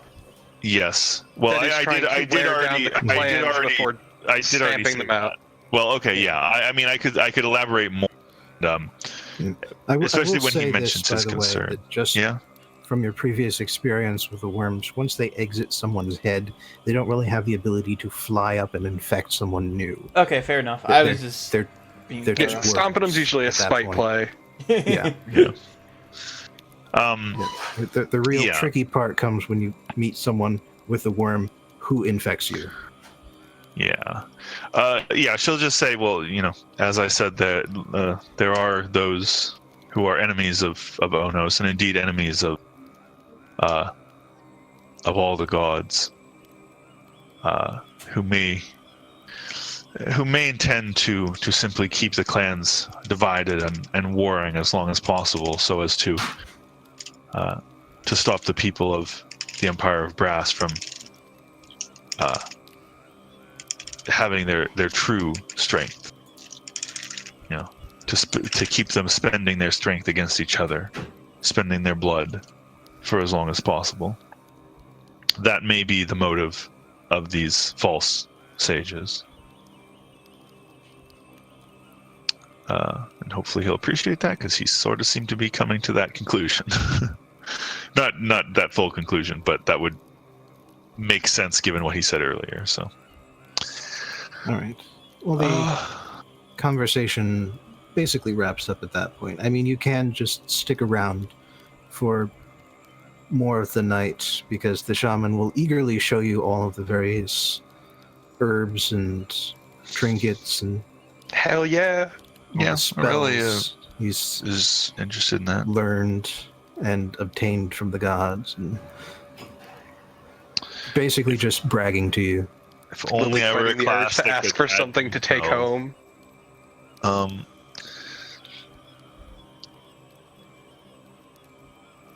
Yeah. All right. I must not ask for handouts. She'll spend a little bit of time hanging out there, and then she'll go, and we'll sleep over, I guess, and tomorrow we can try scrying again. Yeah. All right. And just for Lily's benefit, you do notice that the Kagan's tent has a whole lot of pillows for sitting on. And a lot of them are very fancy and embroidered. Like, you get the sense that this is all people had to do on certain days, and so they put in quite a lot of effort. And by the looks of things, as people move the tables aside and set out places to sleep, it doesn't look like anybody's actually counting these. Oh my god, don't steal the pillows. I'm gonna steal a pillow. Please do steal a pillow. I encourage this. Nobody will notice. Nobody will notice. I mean, Aurelia probably won't notice, so I can't really stop this you. It's happening while you're talking with the shaman. Yeah, exactly.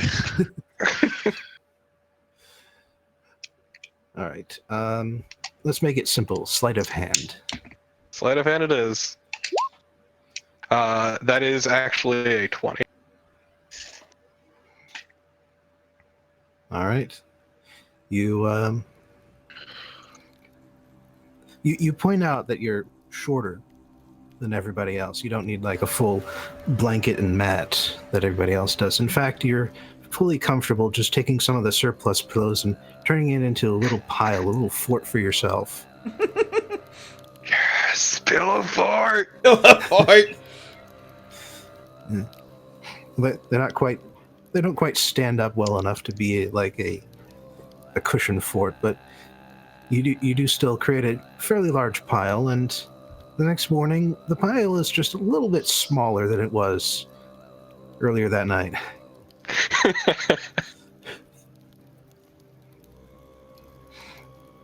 And Yes. what does Lake do with the evening? I mean, Lake doesn't really sleep anymore, so Exactly. I guess they're just gonna, I don't know, find somebody who's a night owl. Yes. Well, you discover quite quickly that in this camp, everyone within the camp is asleep during the night hours, and everybody who isn't asleep is on patrol on mounts All right.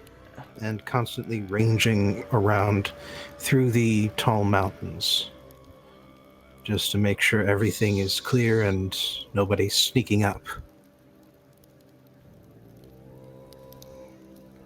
I can't think of anything else that Lake would do aside from just like sit and chill out and be a little bored, like most nights. You can just go chat with the horses. I could just go chat with the horses. There is that. How long does speak with animals even last? 10 minutes Oh, per casting. I only have 10 charges. I could only talk to them for 10 minutes. Or, not 10 minutes. For less than 2 hours. And that's if I want to blow all of my staff charges. Could you not just go head back to the boat and poke Harvey? I could go back to the boat and poke Harvey.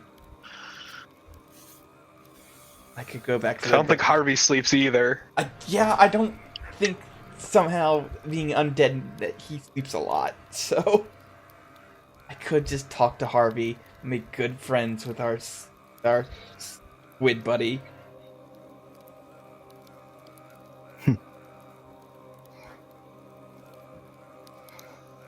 All right. I imagine that's what I do most nights anyway when people are asleep. So you just sort of wander out of camp, back to where you concealed the ship, climb aboard. Most of the people there are already asleep too. But Harvey's just sort of in that sort of regenerative state where he just sort of sits and meditates in the back of the ship. Yeah, I will move over. I want You- Brian's opinion. Anyway, That was your roommate. okay. That's terrifying.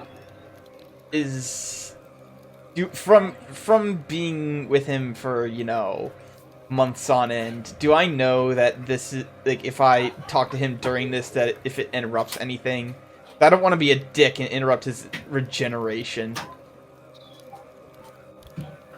No, it's... Talking is fine for that. Alright. I But, go. Okay.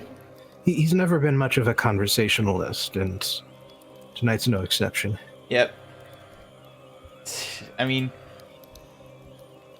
once, like, I will usually, again, just try and, actually, you know what, no, I'll catch him up on what's happening. I'll tell him, like, hey, we've got, like, this moot planned where we're gathering all the tribes and trying to solve it as, like, a bloodless conflict as opposed to, like, this big, huge battle. Relatively bloodless. Relatively bloodless.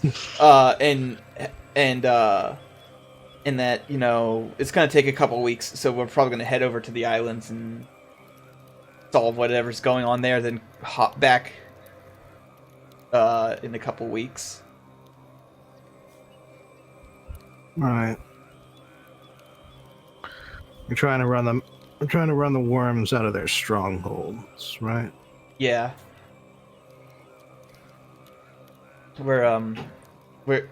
We get the impression that, like, these copper dragons that are telling them to do all this bloodshed are Brass! brass, whatever, Brass! brass, all these brass dragons that are telling them to do this shit are for sure 100% not actually brass dragons. So I think Aurelia's also talking to the shaman about that as well, maybe.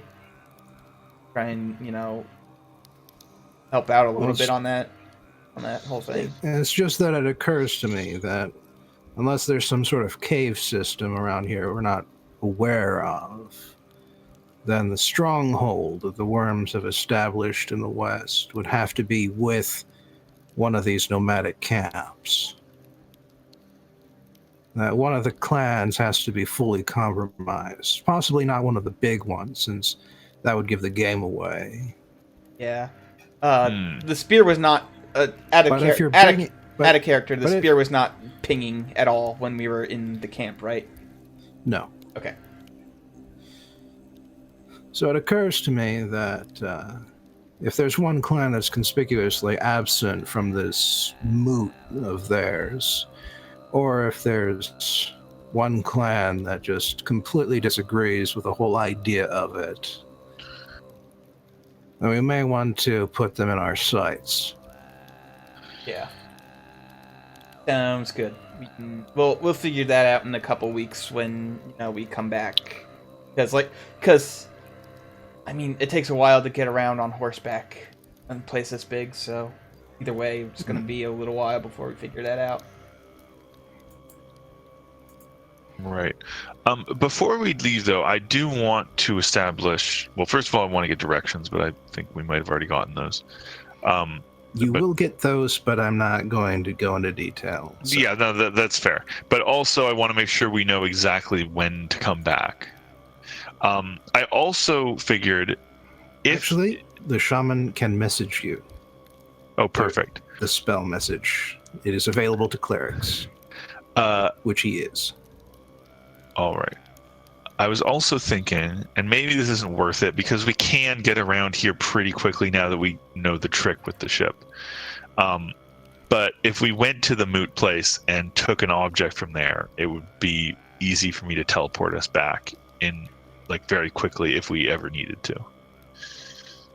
All right. So depending on how far away it is, might be nice. Taking things, you say? Well, at most, it would take you about 2 hours if you're on the furthest island when the moot finally happens. All right, that's probably fine then. Although that does assume that you are available and on the ship when you get the call. That's true. Yeah.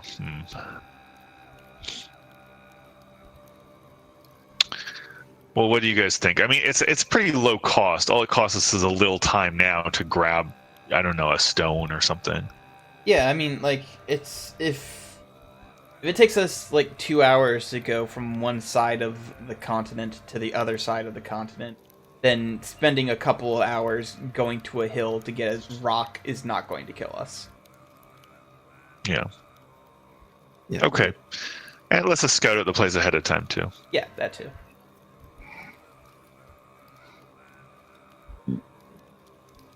All right.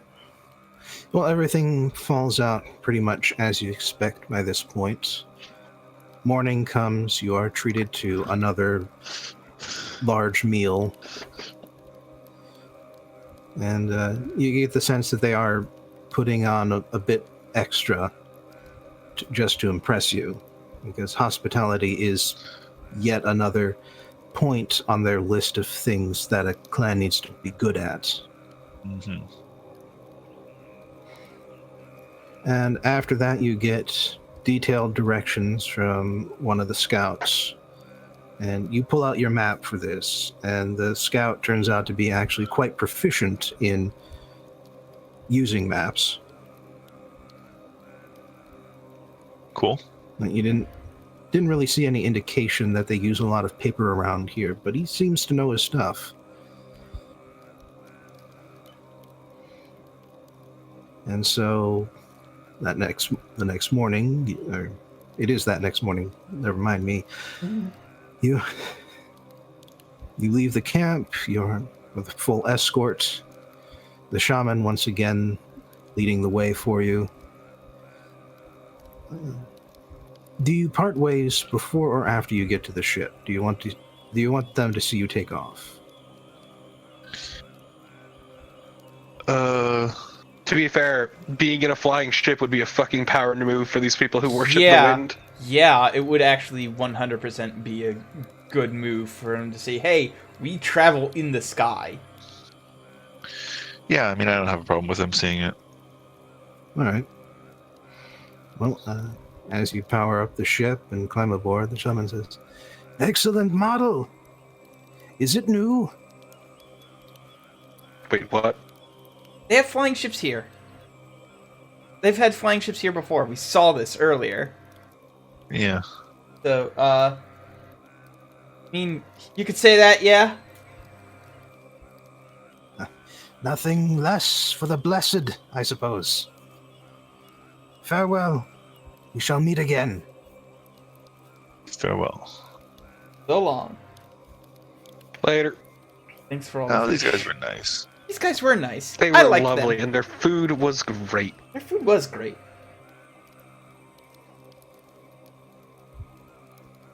Also, I got a sweet pillow.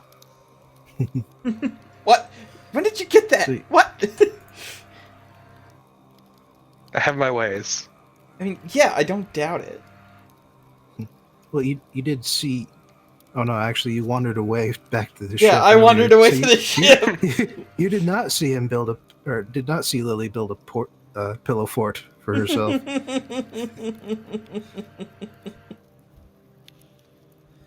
But Grenache saw everything. Grenache sees everything. Wait, hold on. Did Grenache see anything? I don't... see if he actually did catch... That would be perception. Yeah, that would be... Oh, shit. No, he did not see anything. Yeah, but he probably suspected. Yeah, probably. Look, it's a nice pillow. It's fine. It is a pretty nice pillow, I will say that. So you head back out into the wilderness. You coordinate the map with what you see on the ground. Which is You nothing. eventually come to what has been called the Moot Hill. Doesn't seem that particularly distinct from all of the hills surrounding it, except that this one seems to have a stone ring just sort of set at the top. A landmark, you would assume.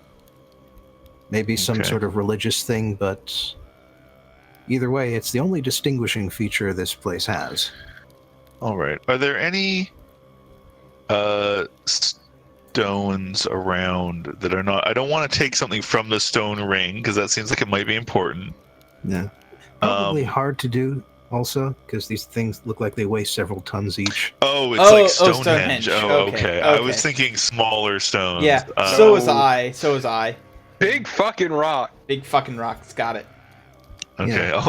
Not rocks. a large boulder the size of a small Size of a boulder. small boulder, yeah. But yeah, it's not like rocks set on rocks like Stonehenge. In this Right. case, it's just like a series of menhirs set in a circle. That's fair. And there's actually carvings on each one as you come up and investigate them. I mean, if there are any small pieces of rock that happen to have been chipped off, or are otherwise lying around, I could grab one of those. There's tons of rocks around here. You don't even have to look particularly hard or underneath any of the bigger stones. There's just rocks everywhere. There's not much grass. It's mostly rocks. Okay, cool. I'll just grab. I'll see if I can find a particularly nice looking rock, and I'll Here's grab a question. Can I read those runes? Because I do know Druidic. You do. And so you know that these are not Druidic. Okay. They Fair don't enough. seem to be any sort of language. Each symbol is unique. Okay, fair enough.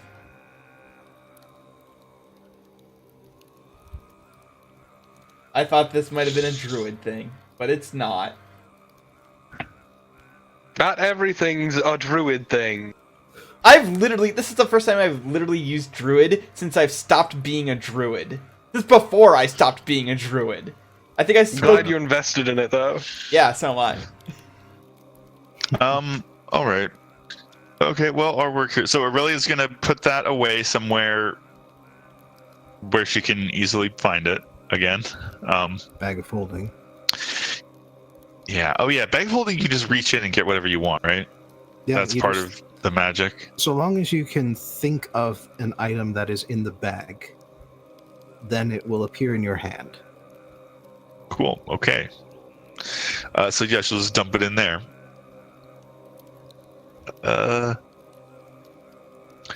And then okay, so yeah, scrying. Do your scrying on the dude. And I think Bobbin said last time that he would have it succeed automatically unless he's changed his.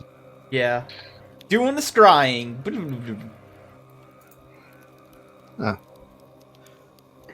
Well, as it turns out,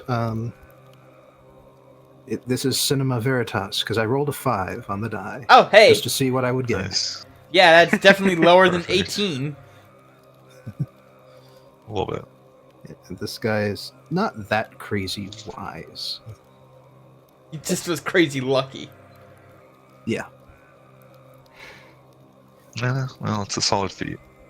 And so, at last, after your third day of trying, the swirling clouds within the crystal ball dissolve away and reveal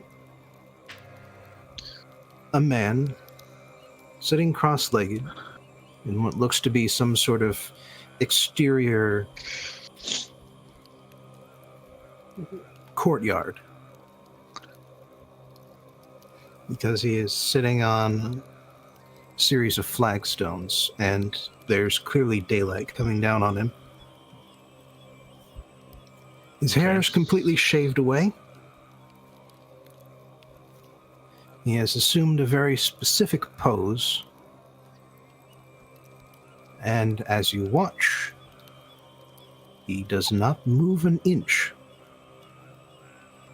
It is actually a little bit disconcerting, because you can keep this spell up for 10 minutes, and for 10 minutes this person does not so much as twitch. And we know what a meditative state is, don't we? Yeah. Now, does this spell tell us where he is? Well, fortunately, you are able to see a certain amount of the surroundings around this person. And so you can tell that in the back there is a stone wall, and past that stone wall is a vast drop into seeming nothingness, snow on the mountains around him, along with a fair number of coniferous trees, and an interesting distinguishing mark, which is a large set of bright flags, colorful flags, just draped across the area. And as you look at them a little bit closer, since obviously the person you're looking at isn't moving at all. It's not very interesting. As your attention wanders a bit, you notice that there seems to be writing on the flags, that they aren't just flags, they're colored paper or parchment, dyed in strong colors, which is extremely unusual and rather expensive. You don't imagine that just any place could do that. Right. All right, well, might be time to head back to the north and try to describe that as best we can. All right. And you also take note of the outfit this person is wearing, which is orange robes with a mixture of white and yellow sashes. We found he's a Aang. literal monk. Well, yeah, I mean, we know. Yeah. An actual monk, though. Grenache doesn't count. Yeah. Grenache isn't a real monk.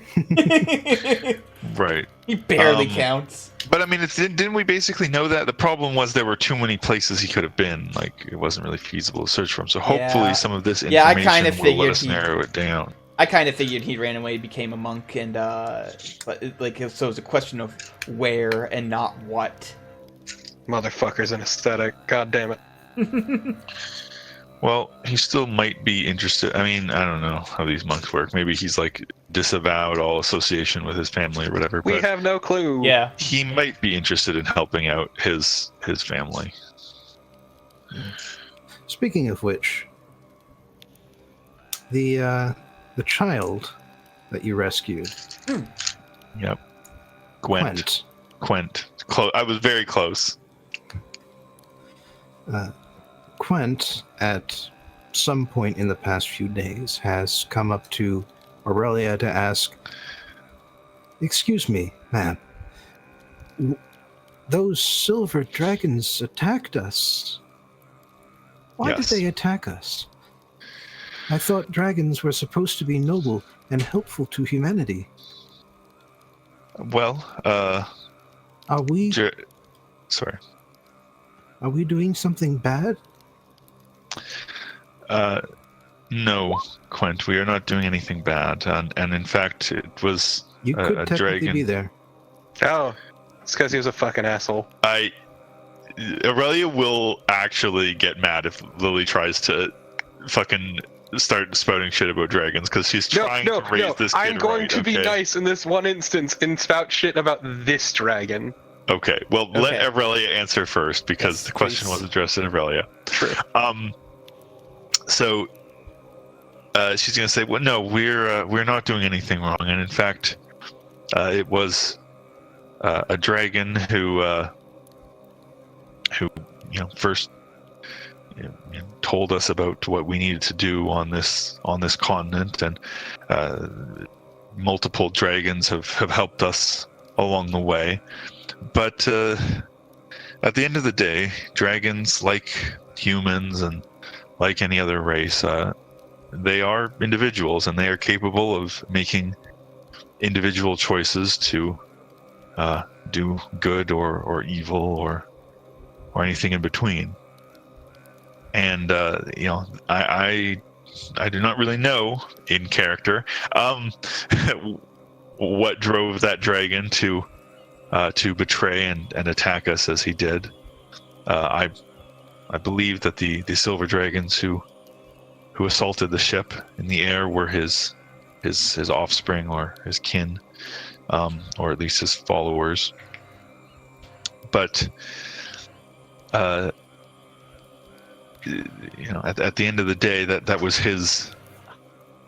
his choice to do evil, and you should never judge anyone, human, dragon, elf, orc, goblin, simply by their race or their appearance. Everyone has the capability to do good or to do evil. So just keep that in mind, and have faith in your own ability to choose for yourself and that of your friends and allies. So, is he then like a fallen dragon who did not fall? Kind of, I suppose. I suppose that's one way of looking at it. Lily here, she had dealt with that dragon before, and it seems that he has little regard for humans and Human other, life. He was a bad other humanoid person. creatures. So yes, I suppose you could look at it that way. A fallen dragon who, because when he says fallen dragon, he's referring to the chromatic dragons, right? That's Yeah, I think so. You could ask. well, I think that was mentioned before, but Yeah. yes, I suppose that's one way of looking at it. But yes, even a dragon cannot be trusted merely because he is a dragon, sadly. And in fact, that is an important thing to keep in mind for as you saw, the enemy that we face has a way of corrupting people, even good people, against Like my family. their better natures. Yeah, Yes, yeah. precisely. I mean, that dragon wasn't that far off from the worm. It likes using people like their tools. Yes, that dragon was not corrupted, but another dragon could be. So it's unfortunate, but the world is complex, and it's not always easy to determine whether someone is trustworthy or not. And it's also not as simple as people being good or evil, but I mean really it takes a long look at point. Look, some people are just bad, okay? But in this case, kid, we've met a lot of dragons, and they, like people, run the gamut. Some are bad, some are good. Mm-hmm. All right. Quent seems to take all of this in, gives you a nod, goes down below decks, and the next time you see him, he is in Aurelia's cabin, hiding in a corner with his legs up by his head, arms wrapped around, sort of rocking back and forth, trying to digest the sort of horror of the world. Oh, poor guy. Oh no. Well, it's a lesson he had to learn sooner or later. Yeah. I appreciate Bobbin breaking up during that. Maybe I should have thrown in, but most people, are decent. Those people are pretty good. At She'll the very add that least, later most if she people sees aren't evil. him. Yeah, at the very least, she'll add that in later if she sees him.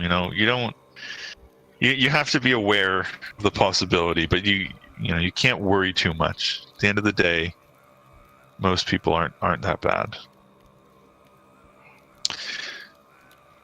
You have to be able to see the good. Yeah. Also, look, Lily talks mad shit about dragons, but also the kid asked a genuine question. Fucking I.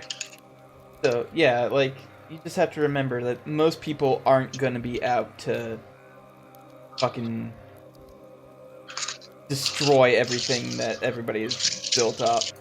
That most people are either gonna try and help out or just simply don't care one way or the other.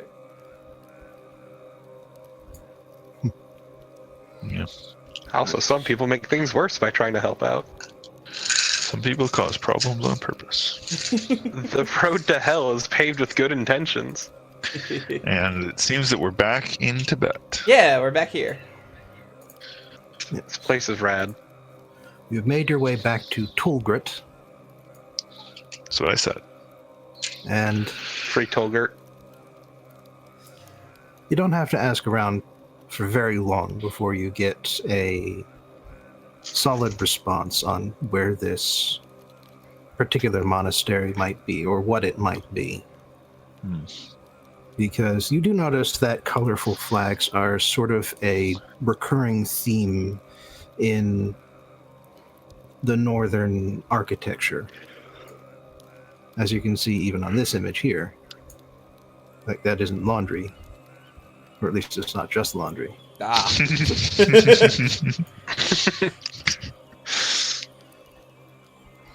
But yes, the idea of using valuable parchment, dyeing it bright colors, and writing prayers on them is unique to one of the monasteries in the area.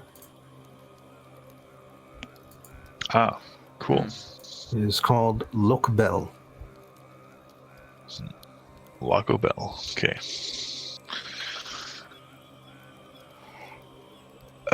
Yeah, let's All right. Well, head let's just on head straight in. there then. Yeah, let's just go in. Yokiro. Yeah. Well, okay. Wait. Let's quickly before we do that ask if there's any more noteworthy information about it. Well, it's a monastery like any other. It's the sort of place where people go to just sort of retire from the rest of the world and seek inner enlightenment, which you have been told before is a particular focus up in the Northlands. Yeah. Honor and enlightenment through a personal search rather than through acting as a community or Going on honor adventures and killing things. honor and battle, that sort of. Those are in different areas. Fair. All right, well, let's head over there then and wander around until we find the guy. Just ask around for a bald monk. It'll be easy. We don't need to ask around. We would all recognize him. Yeah, I know what he looks like. Or actually, wait, no. Would only Lake have seen him? How does it? Is I Lake think able to project scrying. this? I think scrying only works for the person who is doing the scrying. But I 100% know what he looks like, so like I could just point him out I was when we find making him. a joke. Jesus. Actually, it might be difficult because once you shave the head and put everybody in the same outfit, they do kind of start to look the same. I mean, I've Alright. got good perception though. Yeah, well, we'll see. And my specialty is investigation.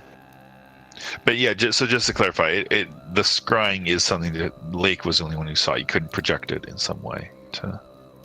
Yes. Only the person casting scry can see through the focus Okay. to the other side. Wait, speaking of, I do have minor illusion.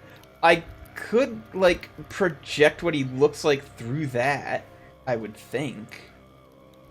Yeah, create just sort of a small replica of the person you saw. Yeah. Just sitting in your hand. We're looking for this guy. Oh, I have that too. We can go around and just show off holograms of him. Oh my Excuse God. me, have you seen this guy? Well, as it turns out, entering the monastery is not as easy as just showing up at the door and knocking. Yeah, I kind of said that. Ugh.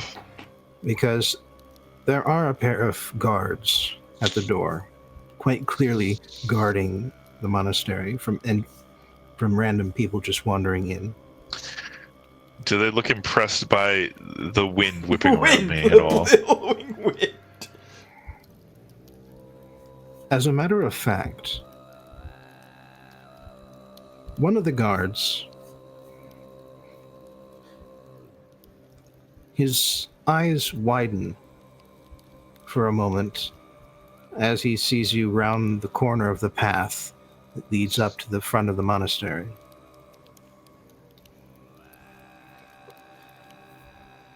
But he regains his composure immediately afterwards. And as you approach, the two guards give a sort of polite bow that does not involve lowering their weapons. And the guard, who seemed to recognize something, says, "Greetings, travelers. I do not know what has brought you to our doorstep, but if you are here to cast the world aside and seek inner peace, you have come to the right place."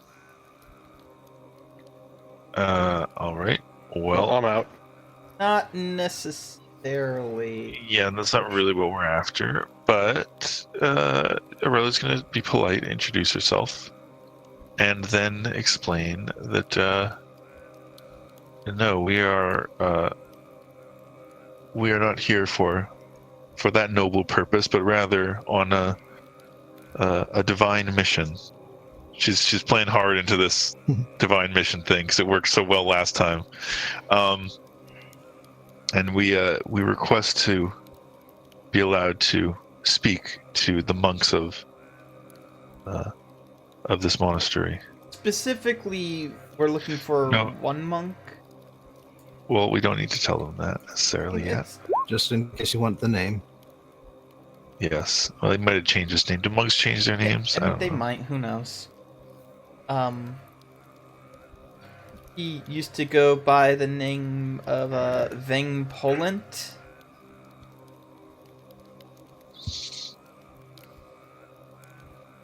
Not sure if he kept his name from that, but Could have also changed his name before he even got here, to be fair. true. Is Bobbin saying? And he may not have even given a The name. guard Okay. narrows his eyes and addresses Aurelia and asks, "Tell me, what are the aspects of Lord Onos?"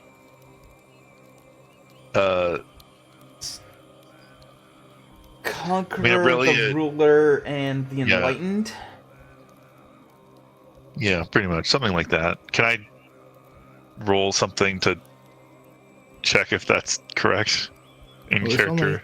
In character, this only happened a few days ago, and it was probably pretty memorable. Yeah, okay. It was those, right? Conqueror, ruler, enlightened? Or The monk doesn't nod or shake his head, but instead asks, "How many of Onos's aspects are married?" Oh shit! I bel Oh fuck. I do not remember. I do At not least remember out of two. character. Yeah, there was at least 2 of them that were I don't married. remember if it was 2 or 3. No, the enlightened. The enlightened wouldn't be married, would he? Oh, I feel like it's 2. Again, would I know this in character or could I check in character? Do I fucking remember?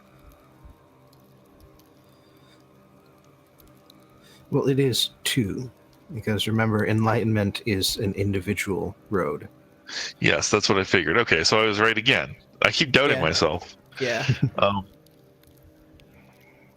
Maybe that's the real lesson. Don't doubt yourself. I doubt it. At this point, Aurelia's going to, before they ask a third thing, am I to be interrogated on, for how long must I be interrogated on these trivialities? And she'll sort of gesture none too subtly to her mighty rod or whatever the fuck it's called, right of lordly might, or rod of lordly might. Rod of Lord Onos's might. Yes, Lord Onos's might. But you must forgive me. But it is not often that such a religious artifact finds its way onto the hip of anyone, in fact. I have heard of such things. I've never seen one. I had to make sure that you did not happen to find it by chance, or that it was fake in some way. I assure you that Lord Onos would not have allowed it to come into anyone's possession by chance alone. Lord Onos is not the only power in the world. But you do seem to know about the god whose artifact you wield. There is no monk here who goes by the name Veng Polant. But there is a monk who used to be named such. Then I would speak with him. If speaking with him is of importance, then perhaps we may provide you with an escort. Last I saw, he was meditating in the courtyard. Sounds about right. I'm fucking shocked for some weird reason. All right. I thank you for your reasonableness and your hospitality in that case. Yes. Please do not speak to the monks or cause any disruptions on our way through. Our Of course. monastery is cloistered, cut off from the rest of the world as far as possible Many of the monks have taken vows of silence and have not spoken to anyone in years. We will all respect your wishes, I say, looking directly at Lily. Really also looks directly at Lily. I've done nothing. And then at Lake. I'm the one who's lecturing Lily about this. Still. I will not go up to a monk who has taken a vow of silence and say, someone who breaks up a vow of silence, say, what?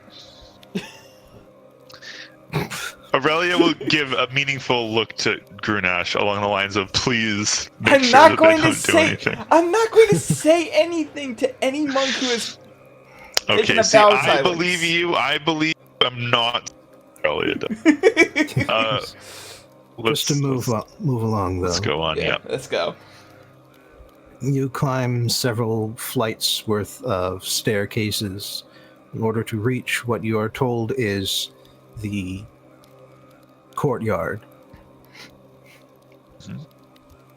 You're rather more used to courtyards being a little more accessible than this, but it seems like they built this place specifically to be hard to walk around in.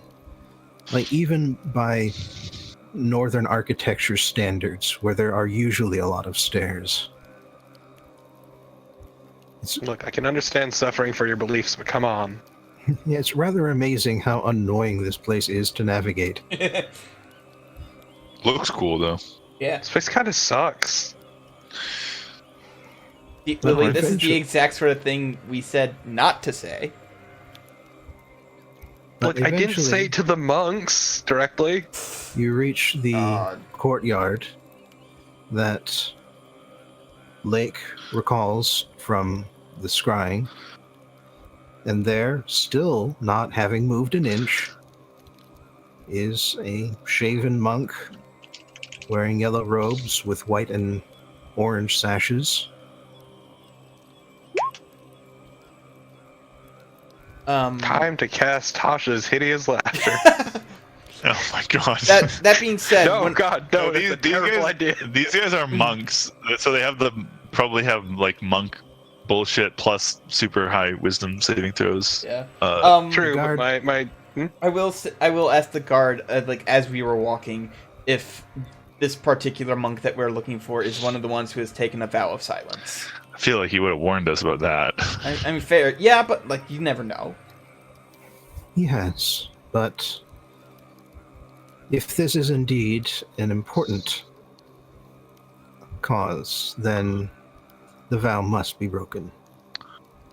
All right. Well, in that case, we shall speak to him and allow him to judge for himself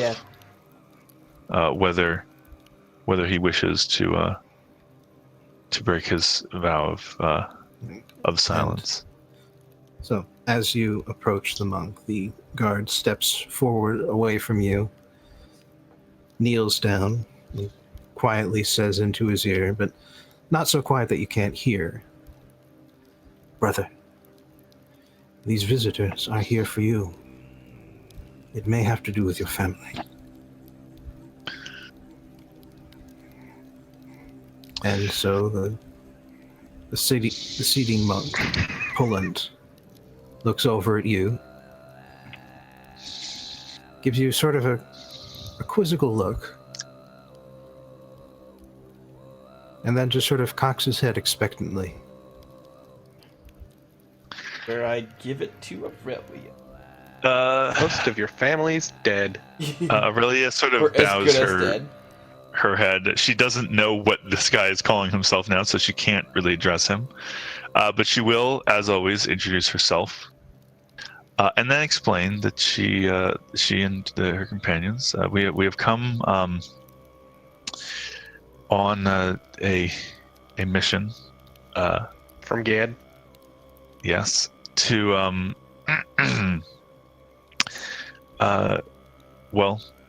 to fight an evil force, one might say, that is Grade A fucker.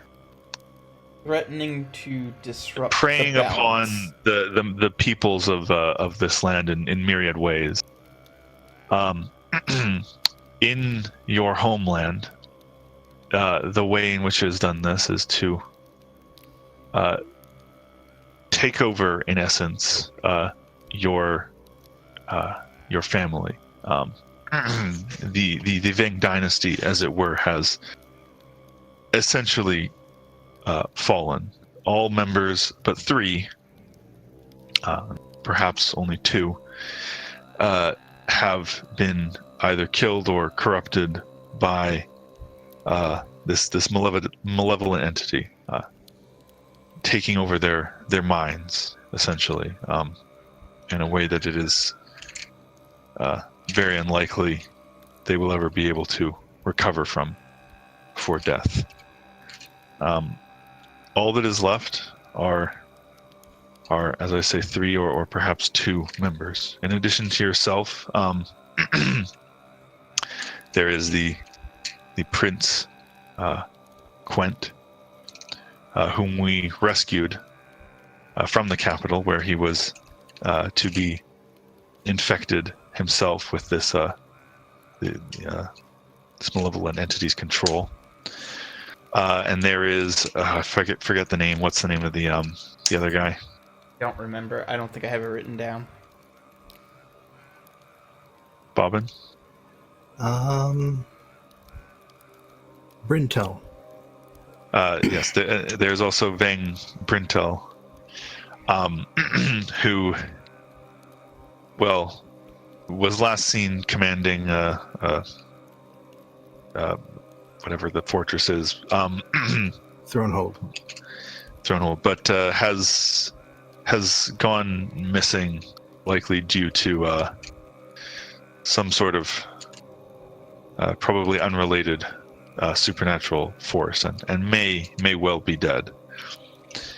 As such, He's for sure not on this plane of existence. Yes, he is at the very least, he is not on this plane of existence. He may be dead, or he may have been transported somewhere. Probably not dead. Definitely not on this plane of existence, though. Yeah. And we are maybe a bit insane. Working on trying to find out what happened to him and if he might be recovered. But for the moment, you and the Prince Quent are the only living members of the Veng dynasty outside of the control of this force. It's called the worm that walks, or whatever. Yeah, the worm that walks. It's a weird name. It really feels awkward saying it. But in any case, we have come here to, well, offer you a choice, I suppose. We don't seek to force you to come back, and we understand that we don't know the circumstances under which you left your family and your native land and came here. We understand that you have assumed a new life here, and if you wish to remain here, then we don't seek to force you to do anything, but we thought to give you the choice, if you wish to come with us and to assist us in fixing your homeland, as it were, and helping what is left of your family. Yeah. Really, you don't need to feel obligated, though. We are pursuing your other family members. Yeah, this is 100% up to you. Yeah. If you need some time to think about it, we understand. We can. We don't mind waiting nearby for a day or two. We understand that you may not want to say anything, so in that case, we would be happy to simply wait for a predetermined period of time, at which point if we don't hear anything, we'll leave. And Rilla's going to be quiet and offer him the chance to respond if he wishes to do so. All right. Once you finish speaking, and there's a bit of silence after that, Poland climbs up to his feet, steps forward a bit closer to you, opens his mouth and says, "Of all the ways I fantasized about this happening, this sure as hells wasn't one of them." I Holy like shit, he you. can talk. I like you already. I want to know if he has that scratchy voice because he hasn't talked in like years, or if it's because that's just how he normally sounds. And we're gonna have this like dirty, hairy motherfucker like hanging out with us. Well, You may wonder, if I punch 5 times or 6. Turns out I got a little bit lost in the excitement myself. Well, you're not sure yet, but he's not done. All right, sorry. Yeah. You know, for the first few years I was here, I used to wish that my family or someone would come and say they were wrong to exile me. They need me. That something had happened to everyone else, and I was the only one left who could rule the empire. And at that point, I thought I would laugh at them, mock them, and then go down and assume the throne. A few years after that, my dream changed, and I thought I would throw it back in their faces, say, "To the hells with the empire. I found a good space for myself here. I've built a new life here, and I like it. But now that it's actually happening, and it is happening, right? This isn't just some crazy bullshit." No, this is actually happening. It would be a weird prank to throw. This is- We would not have come here. It would be a really weirdly elaborate prank, given that we have this dumb mace. this is Also, given that we have no connection to you or your family. yeah. This is not a prank. We are not pranking you. I was thinking it was a little too elaborate just to waste on me.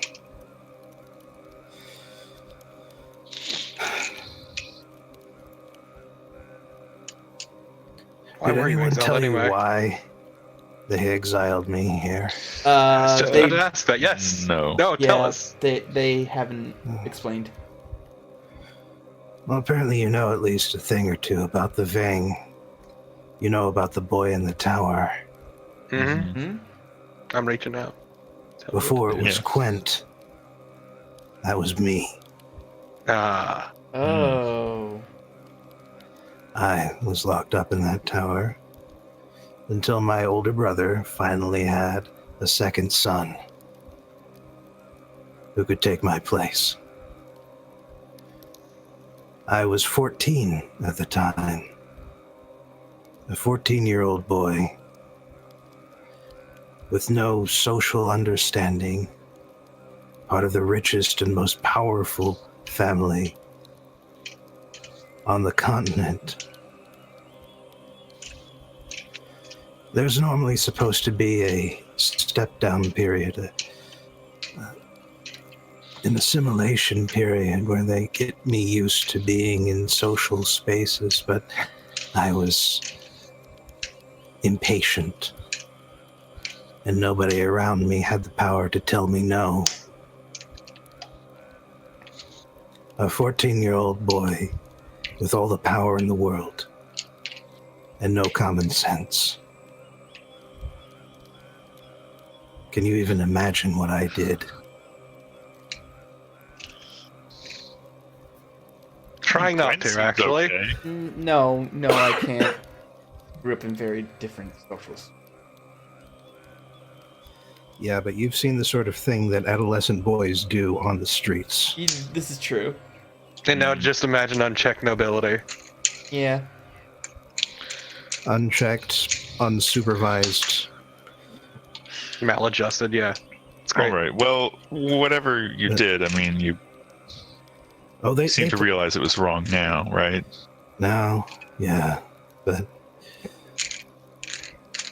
they gave me a lot of leeway, a lot of chances that, looking back, I didn't deserve. So eventually they sent me up here. Got me out of the way.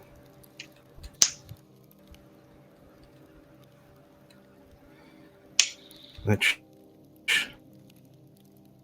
now realize was for the best.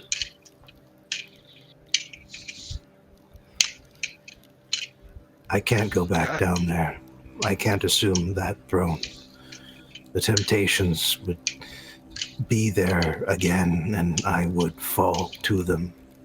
I know that. How's Quent doing?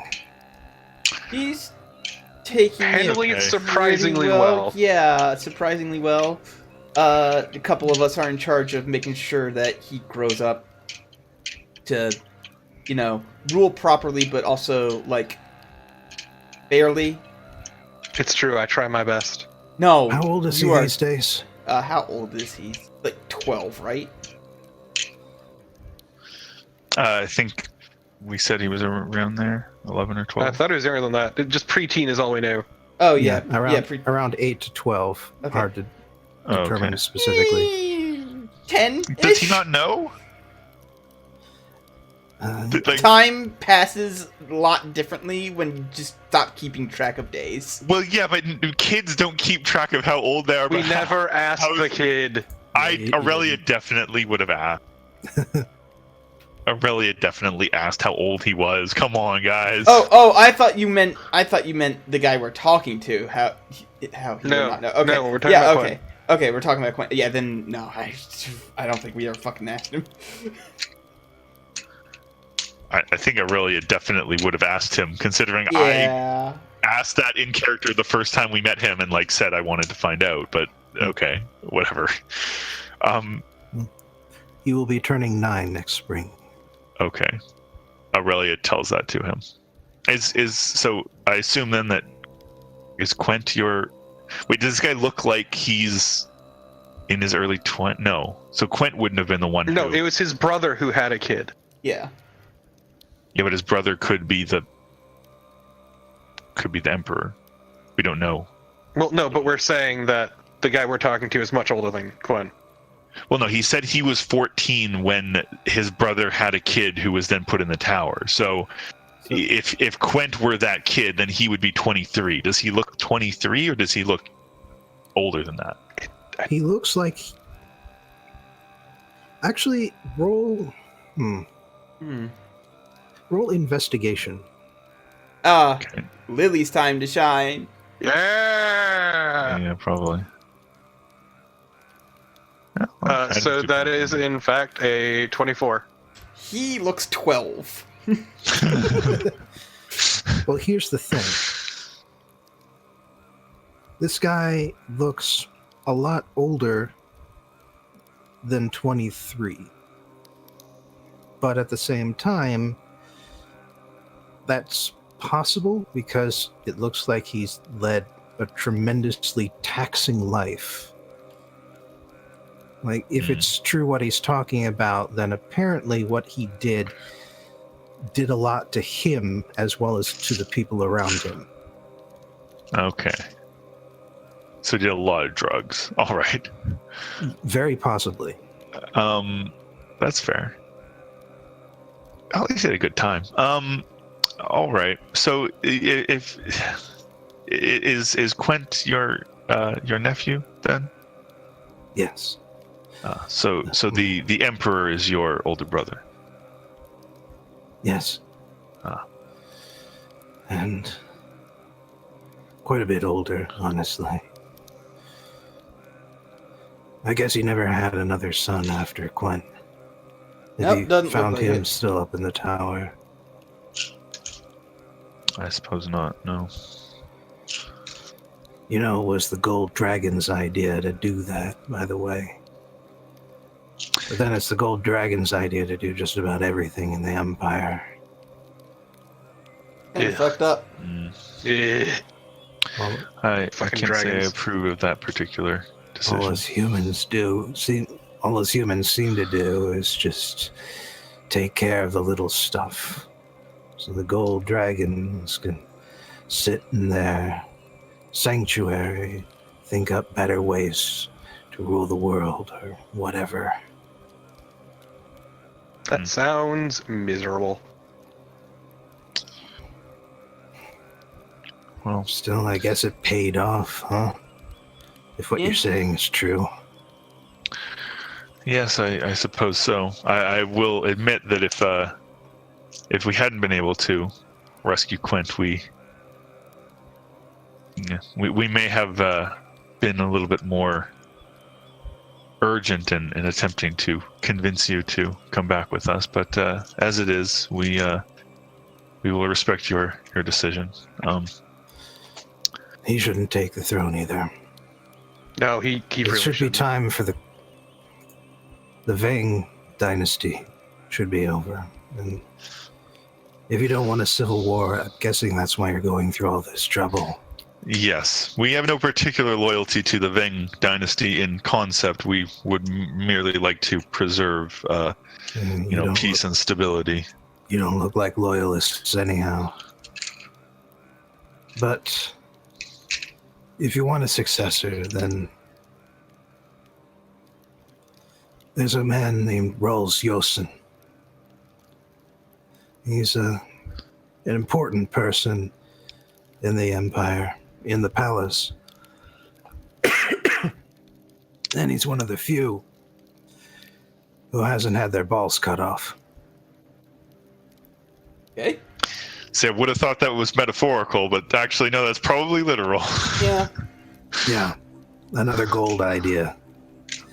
That men without families will be more loyal to the Empire than to their own dynasties. I think that's why maybe that's why they insist that only men should be able to rule the Empire. Then again, Well, maybe I it's their definitely own little disagree with hang-ups.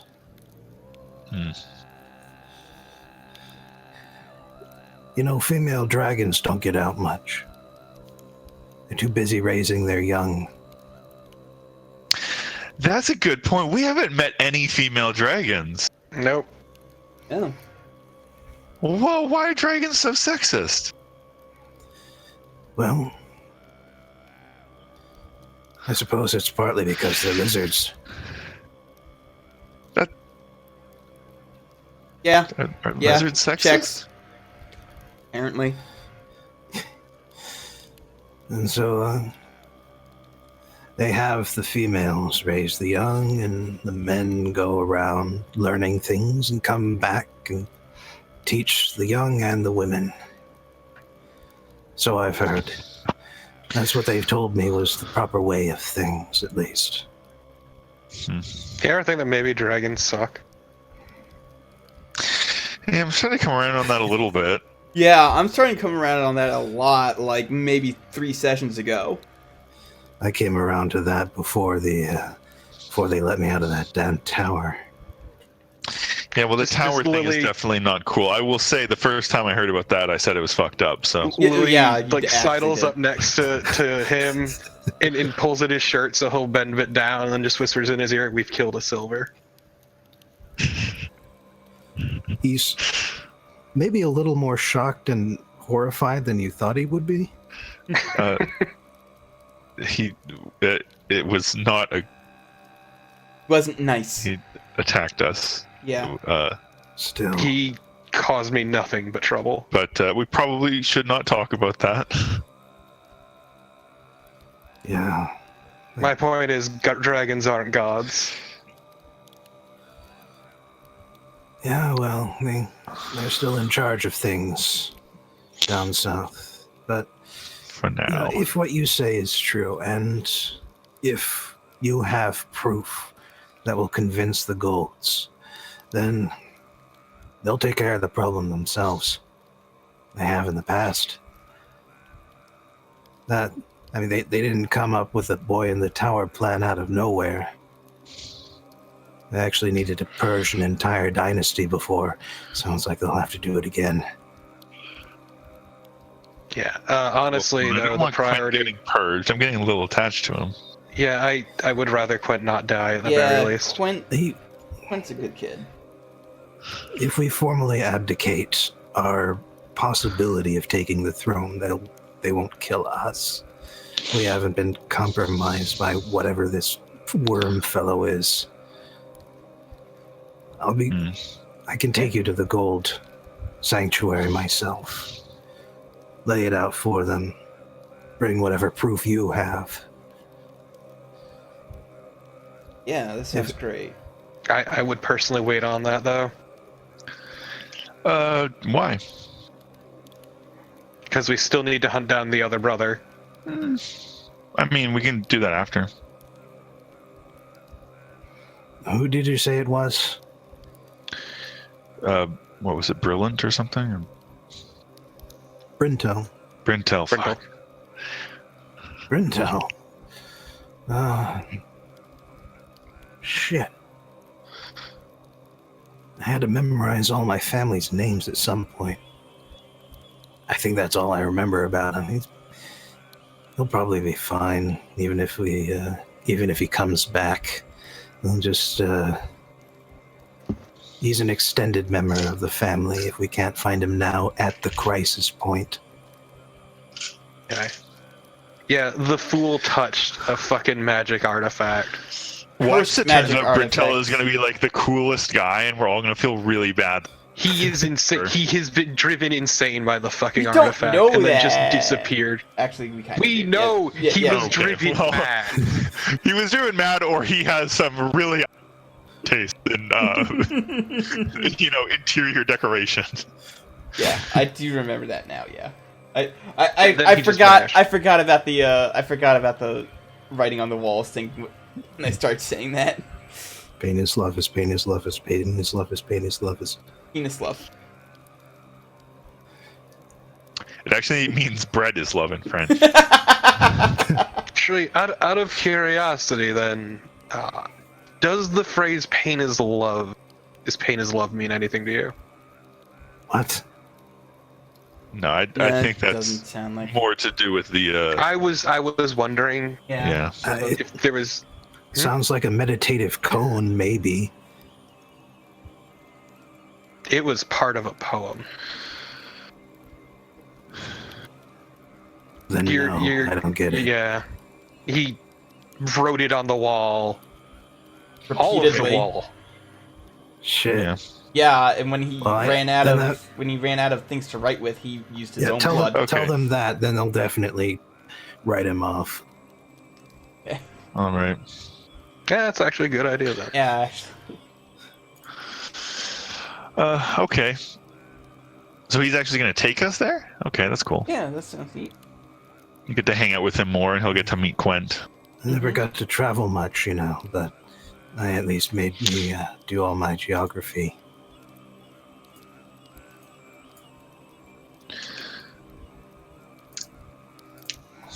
All right. Well, let's go then. We can chat a bit more on the way, perhaps. Yeah, sounds good. I assume it's probably the end of the session. Yeah. Well, the gold plotline is nearing its end, but then so is the hour. Oh, fair. Yeah. Oh, okay. So you're saying it's not gonna. I was thinking it would be a longer thing once we get there and sort stuff out, but that's fair. Well, most of the sorting is done. The purging will be quick and violent, and out of your hands. Fun. Tasty. Huh. Well, now I don't know. I mean, well, yeah, no, it's probably for the best. We can't solve all the problems. Yeah. You're able to w- help 2 people under very specific circumstances. For the most part, people infected by the worm are done. Yeah. Yeah, one of ours happened to be a warlock, so we were able to draw her out that way. And then the other was fucking done by a god, so... Yeah. Now there is one downside to this, is if we can't install Quent as ruler, that means I'm not going to be able to get a favorable trade deal out of him. No, the Oh purge is my happening. god! Well, you know what? Actually, that's not settled yet. We can talk to the gold dragons, and maybe they will want to put Quent in charge. That's Or you know. maybe, being the power behind the throne, it doesn't matter who the human is. Right. I can just talk to the Yeah. gold dragons and get a favorable trade deal. Yeah. I was considering that Hey, as look, well. has Aurelia just ever wanted to be a mom? This is the question here. Because now you got a kid. Well, I assume Quent would rather live in his homeland than come to a foreign country. But I mean, if he has wants to literally- come to His Vienna, homeland is literally a tower. He is he already is- far beyond the reaches of his horizon. that's fair. All right. Well, I mean, it's up to him. If he wants to come to Vienna, then Aurelia will be happy to put him up there, put him through school. You know, not adopt him. That's weird. And She actually doesn't be wanna able his to be a mom. kid. She's literally only like 10 years older than him. Well, 14 years older than him. So.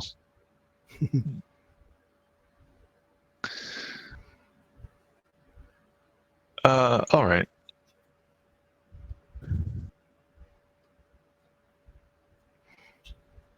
So, yeah, that's the session. All right, cool. Yay. Awesome. Yay. Good night.